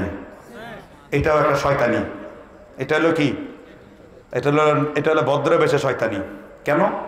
আপনার চোখ লাল করে মানুষের দেখানোর দরকারটা কি? হ্যাঁ, কি বুঝাতে যাচ্ছেন আপনি? কি বুঝাতে যাচ্ছেন? আপনার চোখটাও ফেলে দেন। মা আয়েশা বলেন, জীবনেও তো দুইটা চোখ একসাথে খুলে হাঁটি নাই, একটা সম্পূর্ণ ঢেকে ফেলেছি আর আরেকটা সামান্য খোলা রেখেছি। রাস্তার ডান দিকে গেলে কখনো পায়ের মধ্যে কাঁটা ফুটে যেত, তবু রসুলের সামনে কোনোদিন চেহারা খুলে হাঁটি নাই। আফসোস, আপনি যদি এমন মেয়েদেরকে বিয়ে করতেন যে মেয়েগুলো পর্দার গুরুত্ব বুঝে। আফসোস যদি নাও বুঝে, এখন আপনি বুঝছেন, ভালো করে ওয়াজ করেন। হুজুর, বিবি তো পর্দায় থাকতে চায় না। বিবিরে বলেন আমি আর একটা বিয়ে করব। আপনার বিবি এবার সালা করে করবো আপনার সামনে।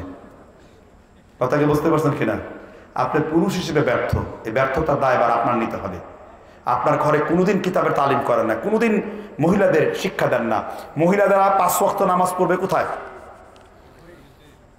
ঘরে। আর জুমার নামাজ পড়বে কোথায়? মসজিদে। পরে আপনাদের মেয়েরা খবর রাখেন পুরুষরা কোনোদিন? করতেছি, করা তাড়াতাড়ি করেন, তাড়াতাড়ি করেন। বছরে 55টা জুমা হয়, মহিলারা জুমার নামাজের খুতবা শুনলে হালালের জ্ঞান হারামের জ্ঞান শুনবে, তাদের মধ্যে দিন বুঝার চেষ্টা করবে। খতিবের খুতবায় তারা পর্দা শিখবে, যাকাত শিখবে, হজ শিখবে, স্বামীর খেদমত শিখবে, নামাজের গুরুত্ব শিখবে। আপনার স্ত্রী জান্নাতের টুকরায় পরিণত হবে।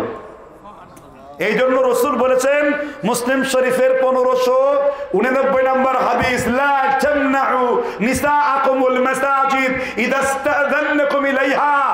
ইবনে ওমর হাদিস বর্ণনা করেছেন, যদি কোনো মহিলা জুমার খুতবা আর ঈদের সালাতের জন্য স্বামীর কাছে অনুমতি চায়, তোমরা তাকে অনুমতি দিয়ে দাও, কারণ খুতবাটা অত্যন্ত উপকারী, বক্তব্যটা অত্যন্ত কি উপকারী। আপনি মসজিদে পাঠান না, এখন বাজারে যাচ্ছে 145 কিলোমিটার ধাক্কা দিয়ে পুরুষরে একবারে ব্রাজিলের আমাজন জঙ্গলে ঢুকাই দিতেছে রমজান মাসের এই ইয়ের সময়, ওই যে ঈদের কেনাকাটা করার সময়। আর পল্টন ময়দানের পুলিশরা খুব ভয় থাকে, কয় আমাদের কামরায় গালের চামড়া শুদ্ধ তুলে ফেলছে। ওই কোন মহিলারা জানেন? যেই মহিলারা নাকি এই দেশে নারী স্বাধীনতা বিশ্বাস করে, তসলিমা নাসরিনের মুরিদরা, এরা আবার কামড় দেয়। পুলিশরা খুব ভয় পায় ওখানে রমনা ডিউটি করতে। কথা কি বুঝতে পারছেন কিনা? কারণ আপনি তো ভর্তি করছেন এরকম জায়গাতে মেয়েদেরকে নিয়ে, খোলায় ছেড়ে দিয়েছেন, খোলামেলা ছেড়ে দিয়েছেন। আর বলে এগুলো ক্লাউন, ওগুলো হলো গ্রাম্য, ওরা স্মার্টনেস বুঝে না। তুমি খোলামেলা করে রাস্তার কুকুরের মতো হাঁটবে, আর তাই দেখবে জনগণ, আর তুমি বলবে এটা স্মার্টনেস। কলা চোকলার মধ্যে থাকা উত্তম, সোলা কলায় মাছি ধ্যান ধ্যান করে। কুকুর তার লজ্জাস্থানের জন্য একটা ল্যাজ দিয়েছে, বাদর তার লজ্জাস্থানের জন্য ল্যাজ দিয়েছে, আমে যেন মাছি না পড়ে একটা কাভার দিয়েছে। তুমি যে আইফোন 17 Max Pro হাঁকাও, ওইটাকে ঢাকার জন্য কাভার দিয়েছে। আইফোনের যত্ন বুঝেছো, তোমার অলংকারের যত্ন বুঝেছো, তুমি নিজের যত্ন বুঝো নাই, তুমি নিজে দেউলিয়া বানায় দিয়েছো। মেলা ওয়াজ হয়ে গেছে মহিলাদের জন্য, তাই না? এবার আরেকটা খাস কথা বলবো আপনাকে, কিছু বলবেন সেটা? ও আচ্ছা আচ্ছা, আবার আমাদের দেশের এলাকার মেয়ের জামাইরা আংটি পরে, এটা অমিতাভ বচ্চনের সুন্নত, এটা রাসূলুল্লাহর সুন্নত না। শাশুড়িরা দেয়, জোর করে দেয়, তাহলে বুঝবেন এগুলো শাশুড়ি না। আংটি পরানো যাবে না ইসলামে। আংটি বদল করার কোনো সিস্টেম নাই। উকিল বাপ, এটা এক প্রকারের উকিল জামাই। উকিল বাপ কি? সে উকিল জামাই হওয়ার দাবি। বাপ কোনোদিন জামাই হতে পারে? উকিল বাপ বলতে কোনো বাপ শরীয়তে আছে? এত আব্বার দরকার কি? রাসূল সাল্লাল্লাহু আলাইহি ওয়াসাল্লাম একজন আব্বা ডাকতেন রাসূলের মৃত্যুর, তার পিতার মৃত্যুর পরে। সে কে? আম্মার রাজুলু সিনউ আবি, চাচা হলো পিতার সমান। রাসূল একদিন জোরে কথা বলতেছিলেন, তার চাচা 1 বছরের বড় কিংবা 1 বছরের ছোট, আব্বাস। রাসূলের দাদি ছিল কয়জন? না, রসুলের দাদি একজন, কিন্তু আব্দুল মুত্তালিবের বউ হলো 6 জন। পঞ্চম ঘরে রসুলের চাচা আমির হামজা, ষষ্ঠ দাদির ঘরে রসুলের চাচা আব্বাস, তৃতীয় দাদির ঘরে রসুলের চাচা আবুল আহাব, আর রসুলের দাদির ঘরে আব্দুল্লাহ আব্দুল মুত্তালিব। বুঝছেন বিষয়টা?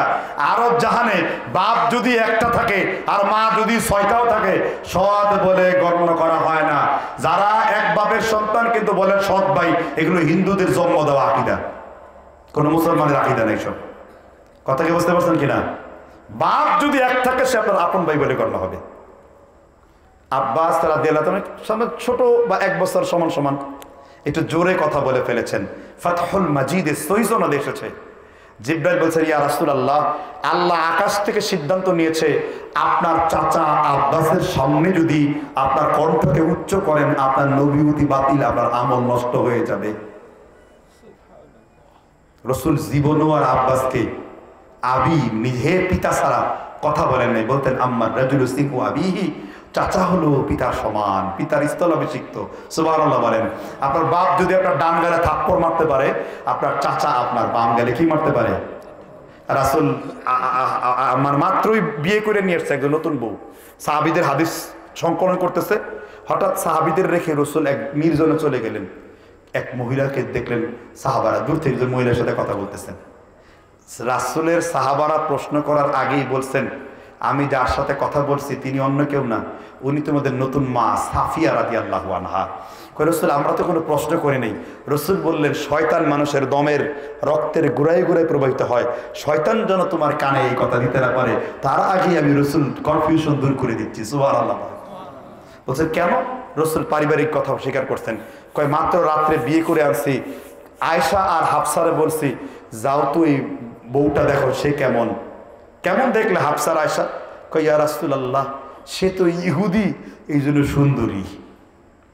মহিলা সতীন, একজন আরেকজনের সৌন্দর্যে হিংসা আছে না নাই? মহিলারা এটা আরেক মহিলাকে সুন্দর বলুক, এটা আরেক মহিলা চায় না, হ্যাঁ যতই কালো হোক। কথা কি বুঝতে পারছেন কিনা? এটা মহিলাদের জন্ম বৈশিষ্ট্য। রাসূলুল্লাহ সাল্লাল্লাহু আলাইহি ওয়াসাল্লাম গেছেন আর কাঁদতেছেন, কি সুন্দর ওয়ান্ডারফুল নীতি। সাফিয়া তুমি কান্না করছো কেন?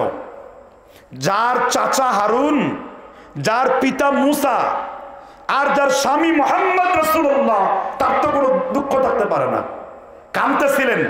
রাসূল এত অভূতপূর্ব সুন্দর কথা বলেছেন, কান্নাটা হাসিতে রূপান্তরিত হয়ে গেছে। সাফিয়া বললেন, যার পিতা মুসা, যার চাচা হারুন, আর যার স্বামী মুহাম্মদ রাসূলুল্লাহ, সেই মহিলার জীবনে কোনো দুঃখ থাকতে পারে না। হে আল্লাহ রাসূল, আপনার বাক প্রয়োগ, আপনার শব্দ প্রয়োগ, আপনার বুঝাবার রীতি আমাকে মুগ্ধ করেছে। ইন্না মিনাল বাইনি লাসাহরান, কারো কারো কথার মধ্যে জাদু শক্তি রয়েছে। এই জাদুর বলে এখন পর্যন্ত বসে আছেন 2 ঘন্টা ধরে। ঠিক না? ঠিক। আল্লাহ তাআলা বুঝবার তৌফিক দান করুক।